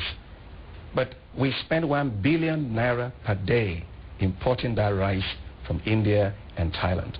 Okay? So basically we are making the farmers of other countries rich. We are creating jobs there. We are lowering inflation there. Their currency is quite strong, right? And they are earning foreign exchange. Yet at home, our farmers can't get market for what they produce. We can't create jobs. And so under this administration, we have taken a very decisive decision, as Mr. President said. Nigeria has no business importing that kind of level of food. And when Mr. President appointed me as Minister of Agriculture, he did not include in my time of reference that I should become Minister of Food Imports. My job is to make sure that we accelerate the production of food in the country, that we replace a lot of food that we are currently importing, that we create jobs, and that we defend the interests of Nigerian farmers. That's what I do 24/7 every day. All right. Mr. Jita, you've heard the Honorable Minister. Yeah. Now, let me still go back to the address by the President. Now, we know that Nigeria has a lot of potential in the agricultural sector, being that we have green in our national flag, which stands for, a lot of abundance. Now, he also mentioned about availability of land mass. We have, of course, coastal mangrove swamps. We have the rainforest. We are thriving in that. Now, do you think, with what the President has said, that there is a future, that the agricultural sector is about to open up just open up? Yes, I do. As a matter of fact, I'm following up from what the Honorable Minister said. The opportunity for the agricultural sector in Nigeria is humongous. We must take that advantage now. The policies that are coming out today are policies that will enable all stakeholders, including or more specifically the private sector, to invest in that sector so that we can actually begin to get to a position where we can feed ourselves. Take Nigeria, for example. We have 4 times more arable land that Thailand has. Thailand exports $30 billion worth of food produce every year. Part of that comes into Nigeria. We import rice. Thailand will not export rice by law that is that is younger than 10 years. So Nigeria actually forms a basis or a foundation for Thailand cleaning out their reserves for old rice, and we just bring that in here. So clearly there is a focus. This is the fastest way to employ people. It is the way to create wealth at the grassroots level. We have 70% of our labor force in the agricultural sector. We need to mobilize people back to work. Agriculture is the easiest way to do it. It's the lowest hanging fruit in creating value. It is also the foundation that we can use agriculture to create an industrial revolution in Nigeria. We need to focus on the agricultural sector. Right, I'm going to ask you again. The Honorable Minister, referring to him again, talked about Nigeria not having good enough seed. That's the problem which farmers face. Of course, there's calls for the use of fertilizers. And you heard Mr. President talk about fertilizer rackets and the scandalous corruption that, has accompanied it. Now, you are into production of fertilizers. Now, how is the president's new policy going to make sure that fertilizers get to farmers? Because still according to the president, in the past, just 11% of farmers who really need fertilizers are the ones that get fertilizers. Nigeria's fertilizers paid for by the federal government ends up in the hands of other neighboring countries and political farmers. How is fertilizer going to be readily available for Nigerian farmers? Well, again, this government is one government that has come up with policies, bold policies, that have actually been able to stop a procurement system of fertilizers that was never successful. Like, only 11% of farmers actually had access to fertilizers. By government staying out of the procurement of fertilizers, but also creating an enabling environment for the private sector to step in. Channels, for instance, like Notori, we build channels into the market, deep into the markets, taking fertilizers in all kinds of packs, 50-kilogram bags, 10-kilogram bags, and even 1-kilogram bags to the farmers at the farm gates, making farmers have access to fertilizers, teaching farmers on best practices regarding the use of fertilizers, and also improved seeds, because Notori also does have a seed subsidiary as well too. By taking fertilizers and seeds to the farmers and educating them on the use of those fertilizers, and also taking fertilizers that work. Part of what we saw in the system before was adulterated fertilizers mixed with sand. They didn't actually have the impact that it actually created, and ultimately would discourage farmers from actually using fertilizers. But having proper types of fertilizers in the right sizes, the right blends for specific crop types, farmers can now actually recognize the yields that they get, and therefore get attracted to using fertilizers and farming best practices.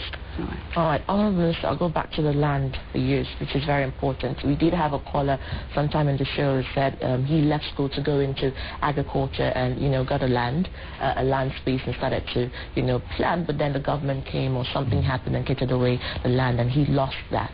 Now, we know that a major challenge to large-scale agriculture is availability of land. So what is the government doing about it, and especially in the sector of the Land Use Act? Is there anything that could be done to make land more available? Yeah, I think, land is fundamental to agriculture. If you don't have land, you can't actually do agriculture. We have a Land Use Act that actually had placed the power over land essentially in the hands of the government. I think sometimes it works and sometimes it doesn't work. And when you look at investors that want to come into agriculture, they need to be sure that they can have land, that property is safe and secure, and that the investment incentives in place beyond land actually is going to be there for a long time. We are working as a government to actually work with the National Assembly to amend that Land Use Act. In fact, it's in the Constitution, and there's no reason why it should be in the Constitution. And so we're working on that, and that's work in progress. But I must say that even now, under the current situations. A lot of the governors are doing a lot in agriculture. Okay. I mean, if you take, for example, in Taraba State, where we were able to attract a private investor, an American investor, to put in $40 million for rice production. Mr. President has said our number one thing is to make Nigeria self-sufficient in rice by 2015. And that investor needed to have 30,000 hectares of land. And that 30,000 hectares of land was provided by a combination of understanding between the federal government and our river basin authorities and the state government in Taraba State. That rice facility, when it is completed, will produce roughly 300,000 metric tons of rice. And that will be 15% of what we currently import. And so what I'm trying to say is that there's a lot of good understanding between federal and state to be pragmatic, to be practical, to support investors. You go to Ogun State, for example. The Ogun State governor declared that anybody that wants to invest in agriculture in Ogun State will get land without paying anything for it. I've had that said in Edo State as well. I have had that said also by the governor of Ekiti State and Ondo State. So really, I think even if you go to River State, Cross Rivers, they are all very active in engaging people. So I don't think it's a major constraint. Okay. I think a lot of investors are coming to Nigeria. Go to Kwara State. They just invested massively in getting Zimbabwean farmers to be there in the Songa farms, and there's no problem around land. I think the issue in agriculture really is structural. Okay.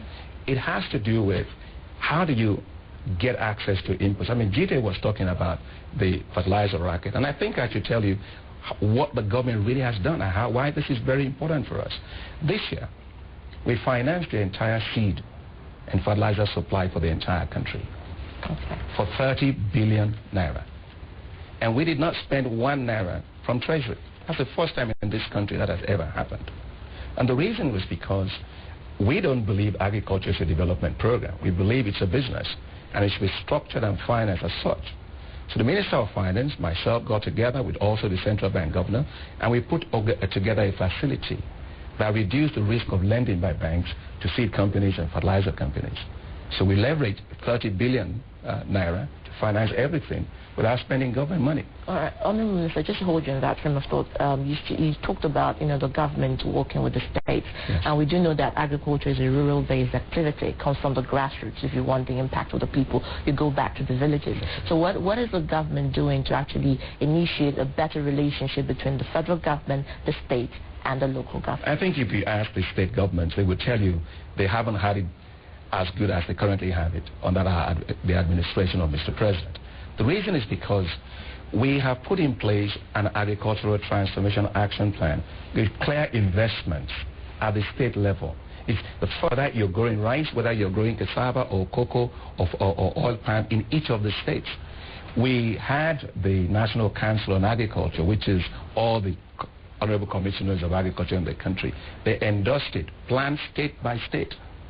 In addition to that, we are supporting the seeds and fertilizers from the federal with what we call growth enhancement support. Basically what that means is we're providing 25% support for subsidy, if you wish, for seed and fertilizers, and the state pay their counterpart of 25%.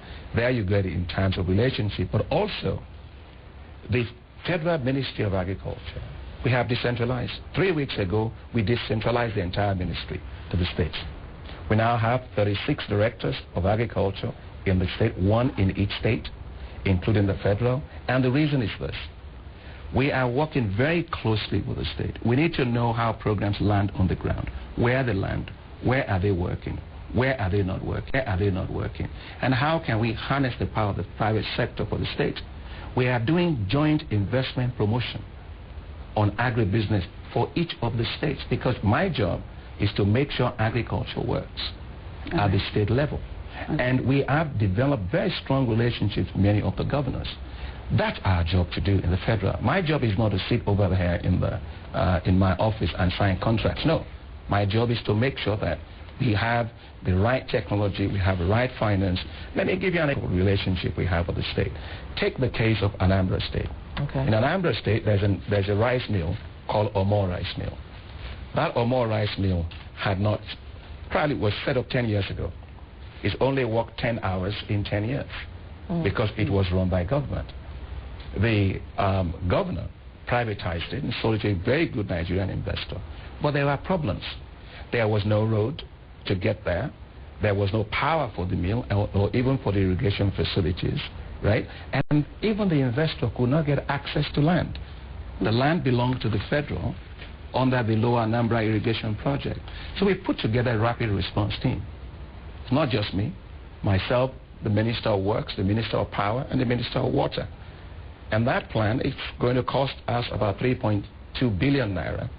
We're going to set up a good asphalt road, 14 kilometers to that mill, to support that investor. We are giving over land to the investor, roughly 3,800 hectares of irrigated land.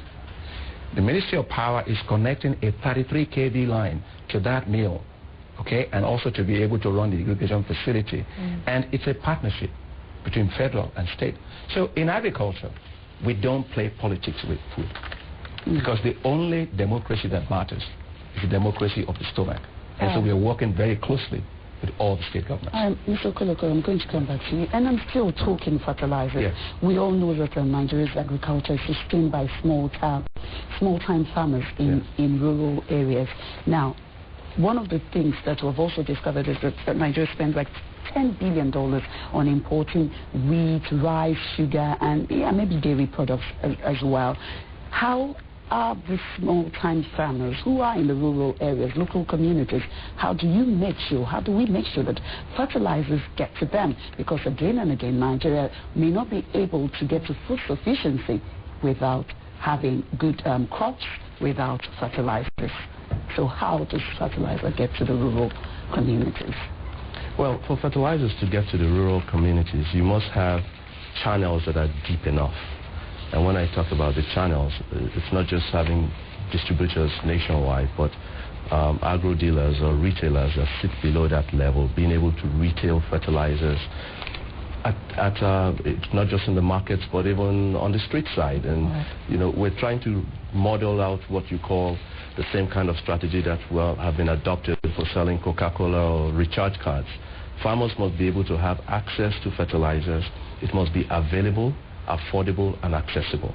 They have to be able to reach it, and that's what we have done using our channels to go as deep as possible. Then even below that, we have what you call village promoters, our own private sector extension services workers. It's never happened before. The government has always had always had extension workers. We are now partnering, of course, with the government, having our own breed of people that are actually out there selling fertilizers in very small packs at the village level, so that it is the farmers can not only understand the use of the fertilizers, but also have access to be able to procure fertilizers and use properly. We must also make sure that we fix the value chains. That's something that you're going to hear us talk a lot about today. The value chains are broken. We have post-harvest losses in excess of about 40%. So even in a subsistence state, where the farmers are producing very, very, small amount of yields, they're losing 40% because the farmers are the ones who go out there to look for their inputs, look for fertilizers, look for seeds, produce their products, find the markets, and by the time they get to the markets, they have major losses. So the value chains must be fixed. So we sit in there not only just to provide the right type of inputs to the farmers, but for specific crop types. Notorious strategy for food, in particular when relating to rice, maize, and cassava, is to do end-to-end. Provide the inputs, teach the farmers, guarantee the offtake, process, and put products into the marketplace. That is the way that we will be able to create substantial value for the farmers. It's not alone. The problem is not just solved making fertilizers available, because you must then be able to deal with the output when the farmer produces it. Otherwise, all the learning, all the time you've taken to educate the farmer gets reversed if he's unable to find outlets for it. I'll give you an example. Notori went into in doing a normal deepening our channels to get fertilizers to the farmers. We found a small problem in Kebbi State regarding onions. We helped the farmers cure the problem, tweak the value chain at the bottom of it, and all of a sudden there's an explosion in onion output. If we don't get the value chains fixed, create an outlet so that those onions get into the market ultimately, you're going to find farmers who will have all this yield. Prices of onions went from 40,000 metric tons to less than 2,000 metric tons because of the surplus.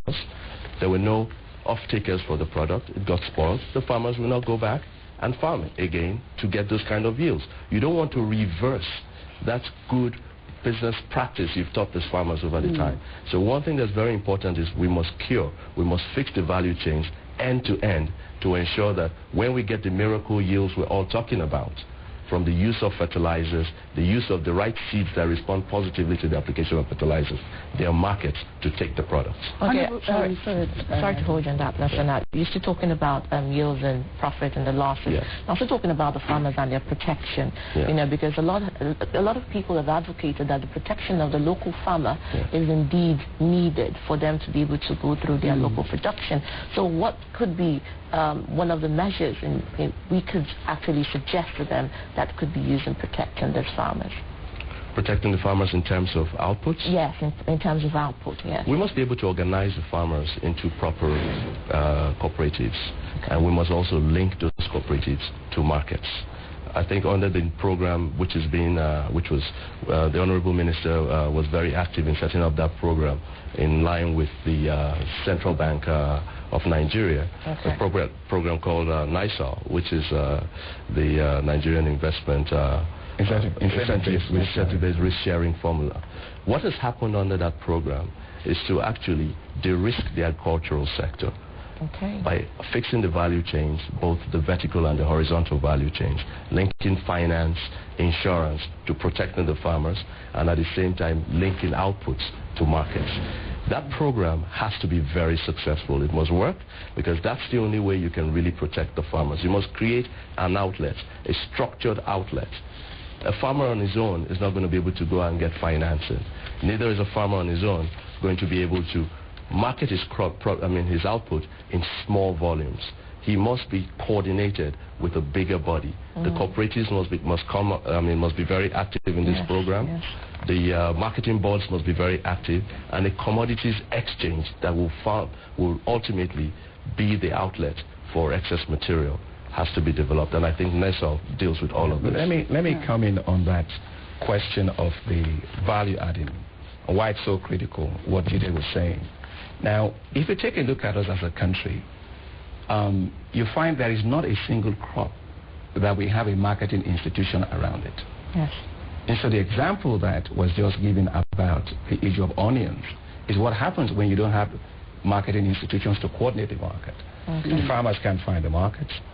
The grades and standards aren't there. The prices are highly volatile. In the case of Kebbi State, government moved in very speedily. Within about 5 minutes of my knowing the situation in Kebbi State, I called up the governor of Kebbi State and said, we've got to fix this problem. We've met for several hours. There are technologies to extend the shelf life of onions. Onions in other parts of the world are actually processed, okay? Secondly, is that you need information to link the area of surplus production to area of demand in the South.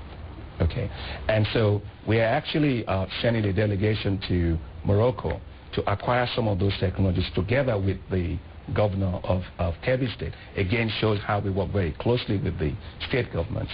But in particular, we are also putting in place a guaranteed minimum price. Everywhere in the world, farmers have guaranteed minimum prices. And so we are actually going to be pushing a lot for it this year because we cannot have that kind of a situation. We are also putting in place what is called marketing corporations. These are like your old marketing boards, except they are not run by the government, except they are run by the private sector. We're doing that for cocoa this year. We're doing that for cotton. We're going to do it for cassava. The reason? Coordinate the market. Make sure prices flow, information flows. Make sure the farmers, with our cocoa farmers, cotton farmers, are connected to access to finance and stabilize the prices. So we are not just, agriculture for me is not just about seeds or about fertilizer. It's about fixing an entire set of institutions. Take extension institution, for example.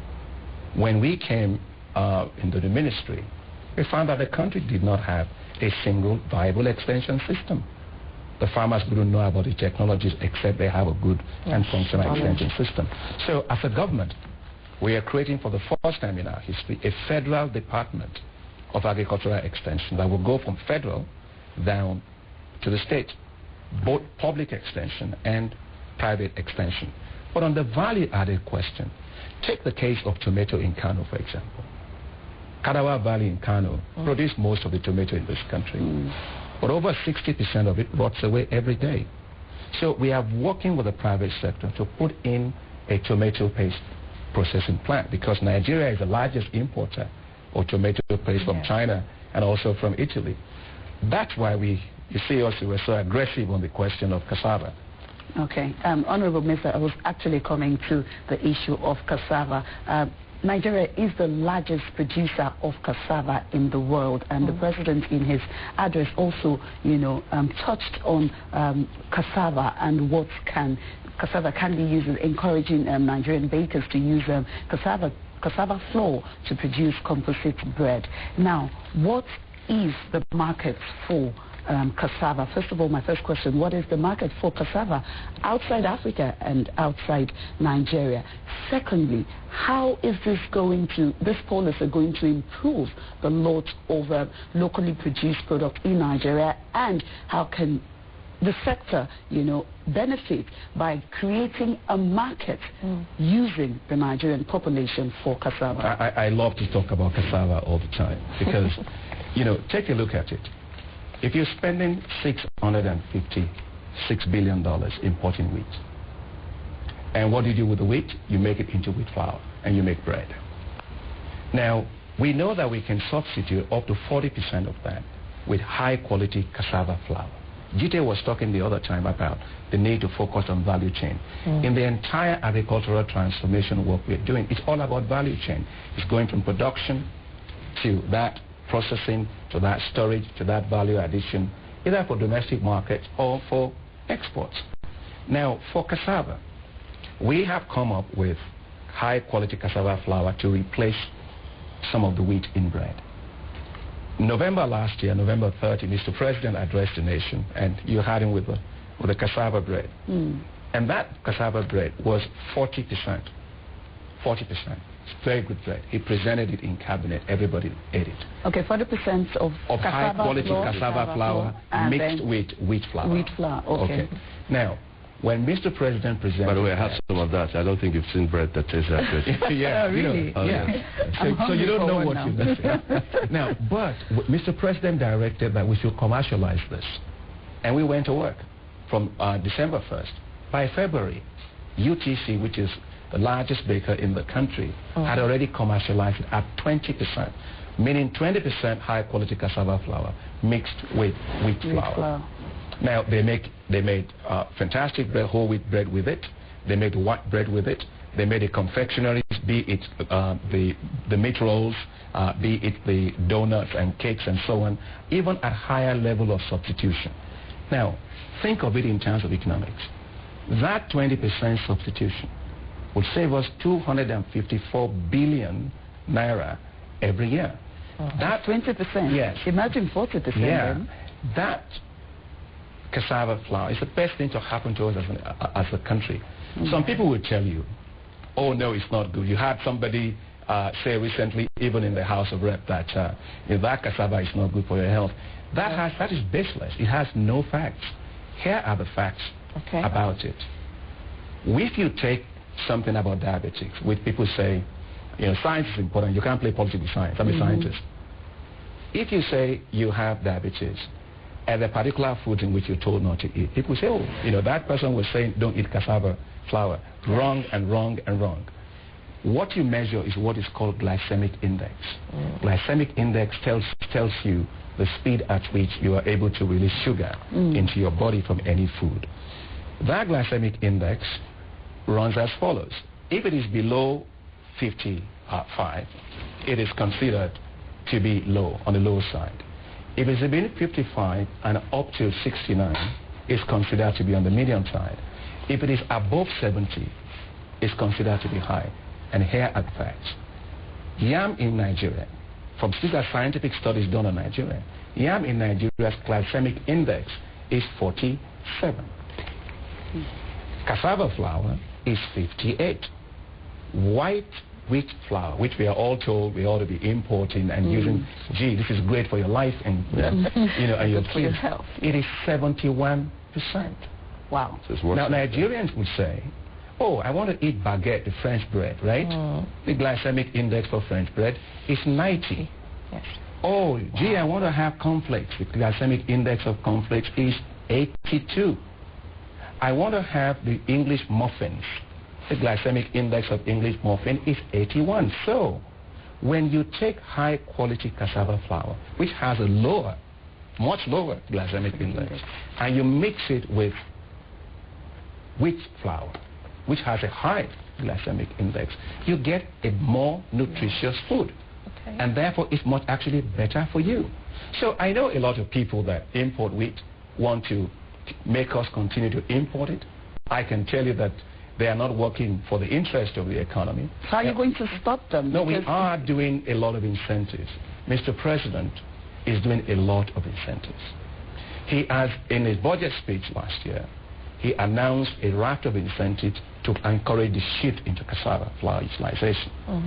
And this includes 0% of all equipment that is used actually for high-quality cassava flour processing. It also included a corporate tax rate rebate of 12% for those that are using high-quality cassava flour. Now, just yesterday, Mr. President announced that the tariff and the levy on wheat that were put there, some of that money should be set aside to encourage master bakers. We're talking to master bakers. We're giving them training, right? It is safe, healthy, fantastic bread. The president of Malawi came to see our president. I happen to have been honored to have joined them over dinner. They served the bread in the villa. And we asked the president of Malawi, how do you like the bread you're eating? This was the second day after the president launched the commercialized bread by UTC and Food Concept Butterfield. She said it's very, very good bread. I'm enjoying my bread. Mr. President said that bread is actually cassava bread. She said, no, you cannot make bread out of cassava. So they went in, they took a lot of the bread. Mr. President said, that's why you're eating it. They took it to Malawi. We've gotten a letter now, 2 weeks ago, from the office of the President of Malawi. They want Nigeria to help them to be able to do that substitution. We're getting that from Kenya. We're getting it from Ivory Coast. We're getting it from Ghana. We're getting it from Sierra Leone. So that tells you that this is great. The DG of NAFDAC went to UTC 2 weeks ago and said this has NAFDAC certification. So the point I want to make is this. The greatest market you have is your local market. We have a population of 167 million people. We cannot be a market for other countries. Definitely. As I'm talking to you today, 30 to 40% of the cassava in this country is underground. The farmers can't harvest it. Why? The labor cost of harvesting it is more than what they're going to get. So we've been creating markets for cassava. Now, leave the cassava bread alone, and let's go to the issue of chips. We, as a government, have been able to conclude arrangement with China. We are exporting this year, actually from next month, we're going to start exporting 1 million metric tons of dried cassava chips with value added to it. That's the first time in our history we're doing that. But Honorable Minister, and we are going to get, $135 million US just from that transaction. And we are going to do a lot more. So all I'm saying is that, you see, my job is not to sit over poverty in this country, in rural areas. My job is to make sure that we create markets, we add value, we substitute for what we are currently importing. And in the case of cassava, it makes absolutely every sense in the world. Honorable Minister, you have a difficult task in your hands. Why do I say this? Because you're talking about a people who believe that everything from outside the shores of the country is better than anything that is, in their own country. Locally produced rice. I know of other rice, for instance. Well, some of further rice is more expensive, but fortunately everyone likes to eat further rice today. But then, yes, like Adora, she loves further rice. But then again, introducing cassava rice, cassava bread to Nigerians, how do you want to convince them? Let me tell you, how did people convince you to eat hamburgers, which are bad for you? Right? It's not good, healthy food. Right? These are products that are introduced to us in our markets. You see all the ads all the time, selling all kinds of things to our kids that are not healthy for them. Right? I've just explained to you that cassava, Mr. President used the phrase, he said grow local, eat local, and buy local. That is because when you do so, right, every country promotes their local economy. You put your farmers to work. You create jobs in your rural areas. You stabilize the prices. You stop spending hard-earned foreign exchange importing what you can produce. Now, what we are doing is we're doing a lot of sensitization. First and foremost, we have to make sure that those that are benefiting from the rent seekers that have been benefiting from importing things in this country that don't want the cassava policy to work, that they don't misinform Nigerians. They and their surrogates cannot misinform Nigerians. The other thing we've done is for the Children's Day that we just had, right? We had about 6 states where the cassava bread with the meat wraps, with all the cakes and so were distributed to tens of thousands of kids. And so it's all about promotion. We are also going to be developing institutional markets for this thing. The reason why this is important is this. Other countries love Nigeria. They love Nigerians because Nigerians buy what they can produce and what they can substitute for. Who wouldn't like that kind of a country? But we as a government believe that to build a robust economy and to be able to create jobs, Mr. President has said, we're going to create 3.5 million jobs in agriculture. So, add value to what we're producing. It even goes beyond even the cassava bread. Take the case of rice. I said we spend 1 billion naira every day importing rice, 1 billion naira per day. And the rice that we are importing in this country is 10 to 15-year-old rice. I like her actually taking off her rice because it's better for her. It's 10 to 15-year-old rice coming out of strategic grain reserves of India and Thailand. Somebody walked into my office one day and said, Honorable Minister, I want to congratulate you on your appointment. I've been in the office for 4 months. I said, I don't need congratulations for being at this point. Why are you here to see me? Well, Mr. Minister, I want you to know that I just got a national award from the government of Thailand. I said, what did you do? He said, for making Nigeria the largest importer of rice from Thailand. That is a prodigal system, where the things of other countries are used to destroy our own local economy. We've become a dumping ground for food. And that is why you find that we have decimated rural areas.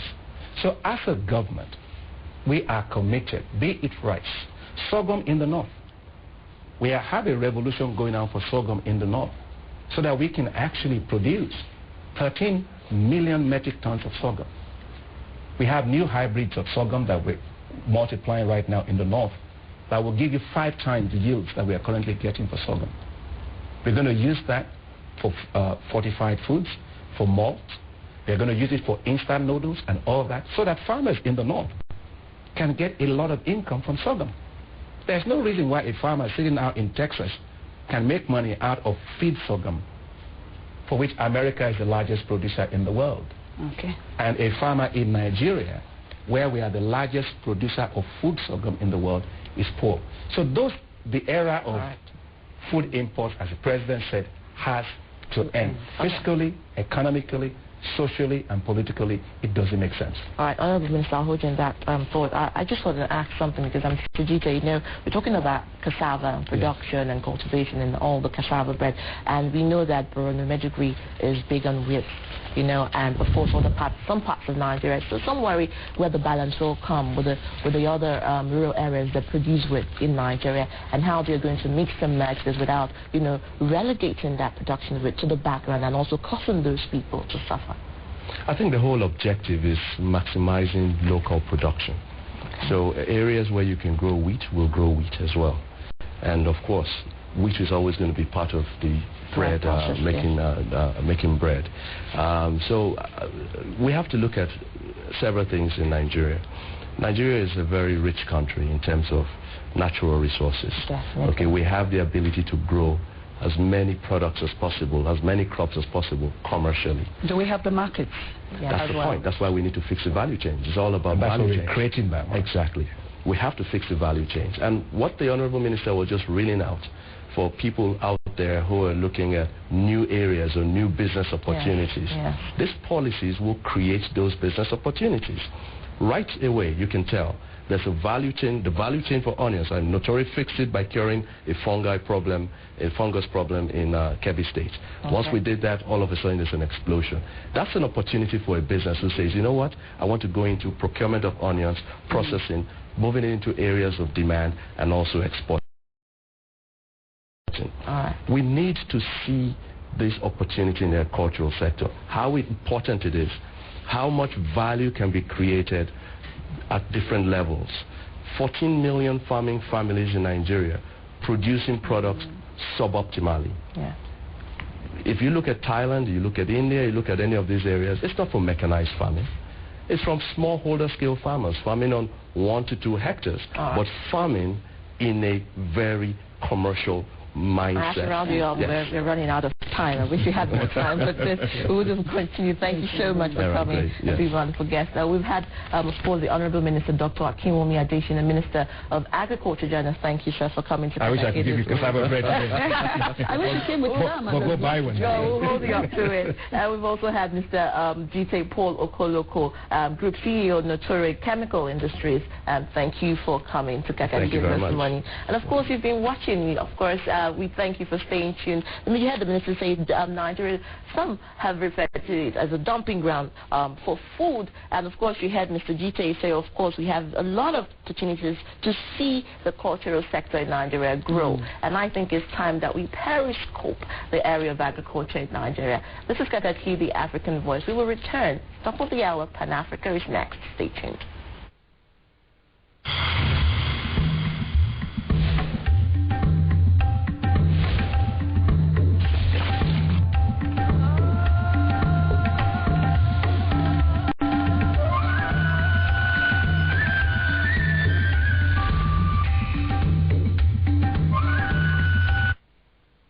Thank you so very much for staying with us. President Goodluck Jonathan has paid tribute to champions of democracy who fought for the enthronement of Nigeria's new democratic path. In a nationwide broadcast early Tuesday to mark Democracy Day in Nigeria, President Jonathan noted the sacrifice of late MKO Abiola and named the University of Lagos after him. The president also thanked Nigerians for their support to make the new democratic dispensation work in the nation. He, however, noted with regret the challenges of insecurity, corruption, and decaying infrastructure, but assured the nation of his commitment and determination to overcome these challenges for the betterment of the people and the nation. Plans for Tuareg rebels and hardline Islamist group Ansar-Din to join forces and proclaim an Islamic state in northern Mali have collapsed due to fundamental differences. Musa Asharif, close to Ansar-Din head Iyad Ag-Ghali, confirmed the impasse in talks, which came just 48 hours after the two groups announced their plans for joint domination of the remote desert region. Regional and Western leaders have long feared a breakaway state in Mali's restive north could become Al-Qaeda's main safe haven. A draft of the statement by Ansar-Din spoke of applying pure and hard Islamic Sharia law and banning non-Muslim humanitarian groups from the area. Asharif said the original accord had been merely a basis for working discussions and that the deal was on a take-it-or-leave-it basis. Kenya's police say an explosion which injured 33 people in the capital Nairobi may have been caused by a bomb, after initially blaming an electrical fault.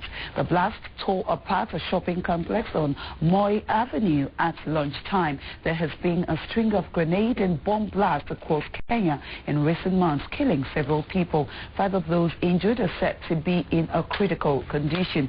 Police spokesman Eric Kirathi said he he no longer believed an electrical fault had caused the blast, as Police Commissioner Matthew Iteri had initially suggested. All right, that's Pan African World. Kaakaki continues in a moment. Don't go anywhere. The show is not over yet. Stay with us.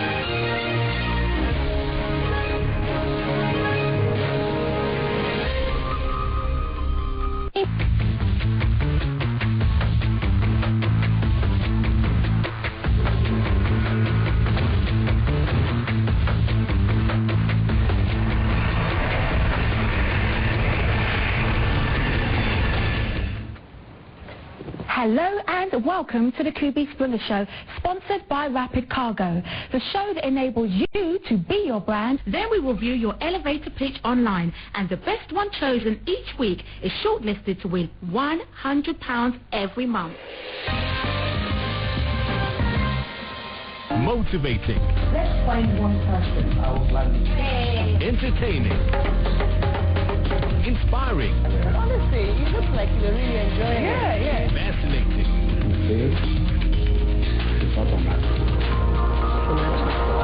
I write, and I write poetry. I used to write poetry. And sensational. Why do men cheat? Celebrities and ordinary people doing extraordinary things. Moments with Mo. Inspiring Africa.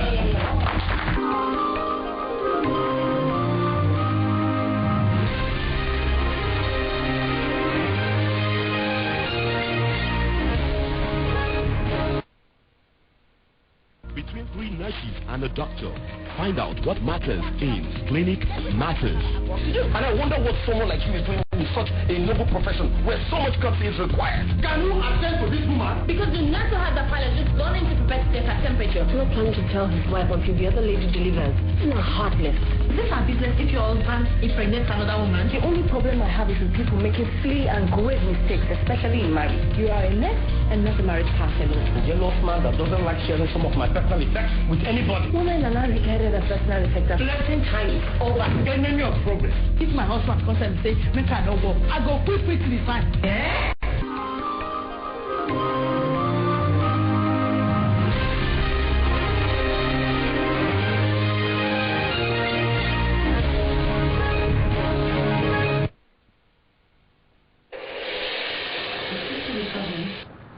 Of course she is. I wanted to avoid it, but I thought of running away. You thought of me. What are you doing here? David! You want your game man to stop me from entering your house? I want to let you know that I will win the competition.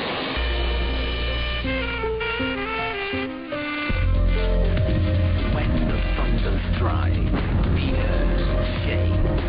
When the nuclear strikes, there comes confusion, devastation, deception, disbelief, loss, and dismay. Trust in man is deadly. Your close friend, your worst enemy. The Burning Spear. Burning Spear, a story of multi-identity, suspense-filled, educative, and entertaining. The Burning Spear.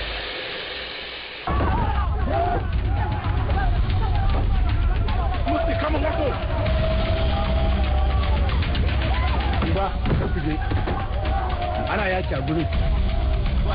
From sense to nowhere. It's just a bunch of prejudices about the different communities, but nothing substantial about the cause of the conflict. It is becoming expensive to have you there.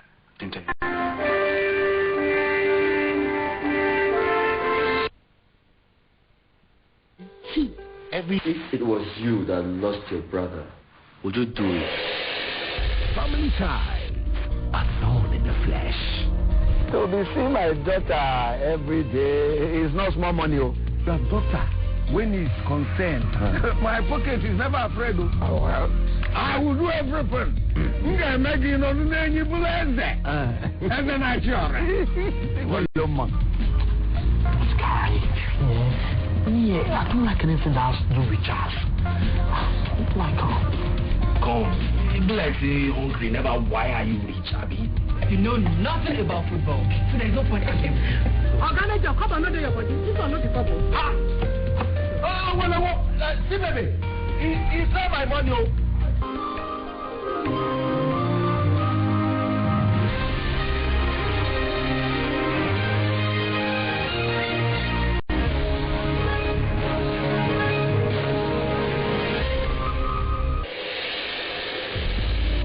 Between three nurses and a doctor, find out what matters in Clinic Matters. And I wonder what someone like you is doing in such a noble profession where so much coffee is required. Can you attend to this woman? Because the nurse who has the pilot is gone into prevent her temperature. No plan to tell his wife until the other lady delivers. No, heartless. Is this our business if your husband impregnates another woman? The only problem I have is with people making silly and grave mistakes, especially in marriage. You are a nurse and not a marriage counselor. A jealous man that doesn't like sharing some of my personal effects with anybody. Women are now regarded as personal effects. Flirting time is over. Get many of progress. If my husband comes and says, make I don't work, I go quick to the fine.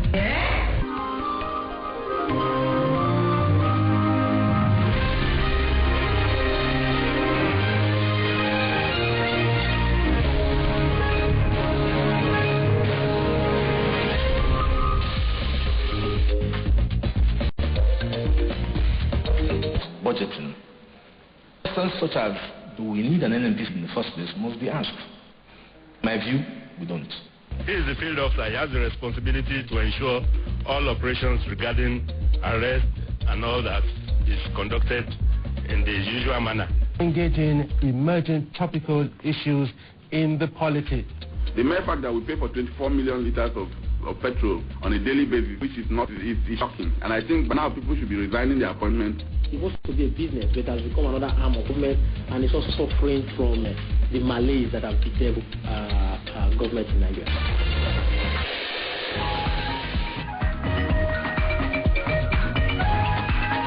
We want a good Nigeria.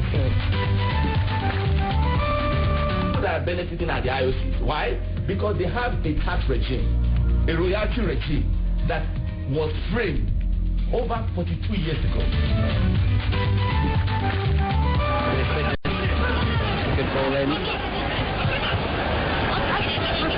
Still with Morocco. Surely. Explore Africa. Encounter Africa. Engage Africa. Enjoy Africa's compelling, exciting, and breathtaking experience with Kaakaki, the African voice. Now listen.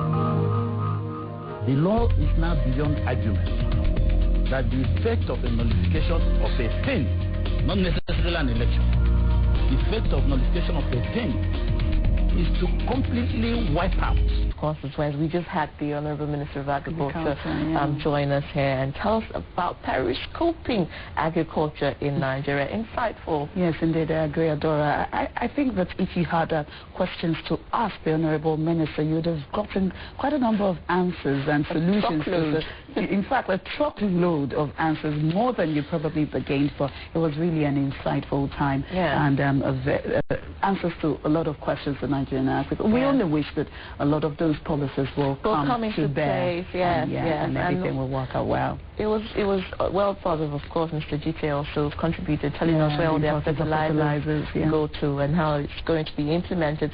Well, of course, we enjoyed it, and I hope that you did too. But now, in our interview segment, we know that we examined the agricultural sector in the last 12 months, which is why we called it periscoping. But on the average, how do Nigerians, both those in government and those outside of his assets of Nigeria, assess President Goodluck Jonathan's government in the last 1 year? One shot before we bring you Sports Extra provides an insight into the views of Nigerians on Goodluck Jonathan in the past 12 months. Let's take a look.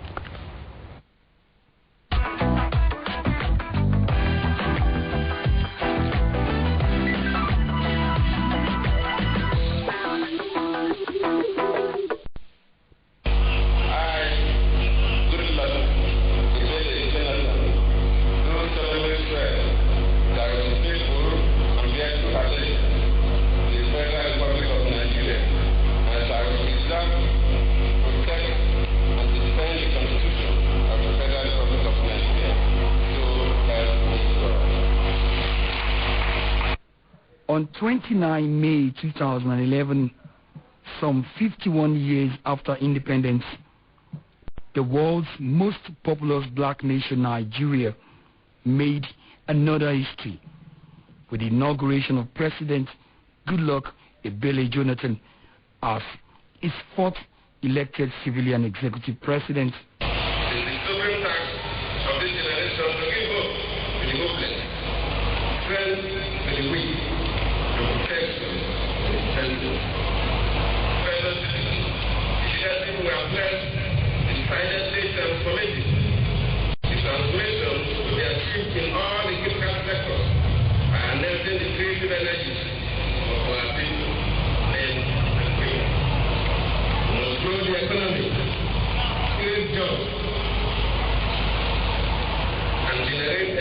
Happiness for our people. I have great confidence in the ability of Nigerians to transform this country. The urgent task of my administration is to provide a suitable environment for productive activities to flourish. I therefore call on the good people of Nigeria to enlist as agents of this great transformation. My dear countrymen and women, being a Nigerian is a blessing. It is also a great responsibility. We must make a vow that together we will make the Nigerian enterprise thrive. It was undoubtedly a momentous event after the oil-rich West African country weathered through the political storm created by the sudden demise of President Muhammadu Yar'Adua. With the April 2011 presidential election having been hotly contested and won, the assumption of office by President Goodluck Jonathan threw up the immediate challenge of nation building and consolidation of the gains of democracy, which is yet at its infancy. Jonathan christens his response to Nigeria's development challenges, the transformation agenda. The time for lamentation is over. This is the era of transformation. Join me now as we begin the journey of transforming Nigeria. I will continue to fight for your future because I am one of you. I will continue to fight for the improved medical care for all of our citizens. I will continue to fight for all citizens to have access to first-class education. I will continue to fight for electricity to be available to all our citizens. I will continue to fight for an efficient and affordable public transport system for all our people. I will continue to fight for jobs to be created through productive enterprise in partnership. You have trusted me with your mandate, and I will never let you down. Following several years of decadence in every sector of the Nigerian economy and policy, occasioned by past misrules and bad governance, the Jonathan administration appeared to have started from scratch, building from a very weak base. Certainly, the burden of developmental deficit inherited by President Goodluck Jonathan's government was enormous. Yet, his manner of approach in tackling them remains visionary and transformational. He's the President of the Federal Republic of Nigeria. And so it would be unfair for any section to expect preferential treatment because he's from that particular zone. And I think that that's very, very important as we build this nation and the federation. The fact that the president comes from a particular part of the country should not translate to that particular part of the country getting significantly more attention than other parts of the country. He remains the president of the Federal Republic, and I think that is what is paramount. But I think one of the key things that is important even for us as we develop is peace and security. And there has been some attention that has been paid to that. This particular part of the country has remained reasonably peaceful and secure. And I think that is through efforts of the President and several others. We've also seen a good number of projects cited here. We've seen the restructuring of the NDDC. We think that the new management in the NDDC will go a long way to delivering on the mandate of the NDDC. We can see the president's commitment to the zone and to the entire country as president. I wouldn't say that there's anything exceptional that's happened within the South zone, and I'm sure the president wouldn't want to be seen as being sectional as it were. The things are not excellent. We've had challenges, especially from the beginning of this year, with the oil subsidy strikes, and now after that the security challenges, which has seriously affected the way we live our daily lives, the way we move on the streets, the way we go to church to worship. All this has changed considerably, but I think Nigerians ought to also see the hand of God in these things. By hand of God, I mean they should also look for the positive side, even of this crisis. I'm very sure that were it not for the oil subsidy strike, all the probes we are now getting as regards the petroleum industry in Nigeria would not have come up.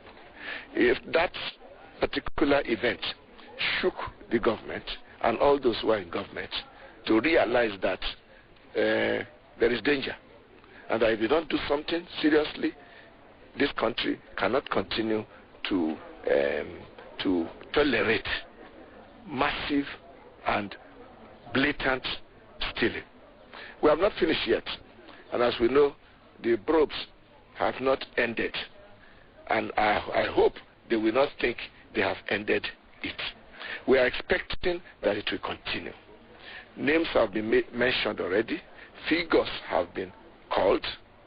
We are waiting for the probe to have its full conclusion. The president has shown capacity to face some of the challenges of our country head on. If you look around you today, we have consistently maintained a growth rate of over 7%, which is one of the few economies in the world at this time that is still growing. And there are a lot of policies and arrangements in place that would help to improve the lives of the common people of this country. The SURE program is in place, is now going to be implemented. You have the agricultural reform program, transformation program that is on. You also have a lot of the ongoing construction works across the country where the roads are being fixed, like the East-West Road, and a lot of other roads across the country where work has been going on consistently. If you also look at some of the challenges that the country has been facing in terms of security and all that, you really need to appreciate that some of the challenges that we're facing now are things that nobody could have anticipated. But the president's ability to respond to these challenges by quickly instituting frameworks and arrangements in place to build capacity to be able to contain some of these things ought to be very seriously commended by the people of this country. Not minding the daunting task and challenges, remarkable progress have been made in the various sectors of the Nigerian economy. One key sector among several others, which is experiencing considerable change as a good foundation for national rebirth, is the education system. Within the first 12 months of the Jonathan administration, different aspects of the Nigerian education sector have had a fair share of government attention. We have been working on these sectors, critical areas, and we are making progress. The progress we are making, let me say, highlight includes probably, if we talk of the issue of access and equity, what we have been doing so far in the last 1 year. We really have improved in terms of expansion of access to our population, especially at the primary level and of course at the higher level. If we talk of the universities, we refer to the Almajiri education system that we have been promoting for the last 1 year. the first phase of that project is by now completed. You have even seen how Mr. President was in Sokoto to show Nigerians and the other part of the world that a president can make a campaign promise and actually deliver. Before Mr. President, the coming of Mr. President, you can see campaign promises. People don't even take us to be serious when we make any promise. But for the first time, you have a president that has made a campaign with the Al-Majri project because of his concern for these over 9 million children that are going around the streets. And of course, delivering on his promise. He went to Sokoto, handed over the schools because of the mandate that we have, that we can't run primary and secondary schools on the concurrent list when you talk of the education sector. So we are working hard on the Al-Majri project, and we have gone for the first phase is about completed in most of the states that we are doing. The second phase that we are doing under UBEC, we are making appreciable progress. So as such, the 102 of these institutions, model schools that we are establishing, by the end of June, I'm sure all of them must have been completed. You will soon see us or any of us in the sector going around to actually commission 1 or 2 of them. In fact, we have gone far. And in that case, we are also coming up with a package now for the southern part of the country to also address equally the issue of access.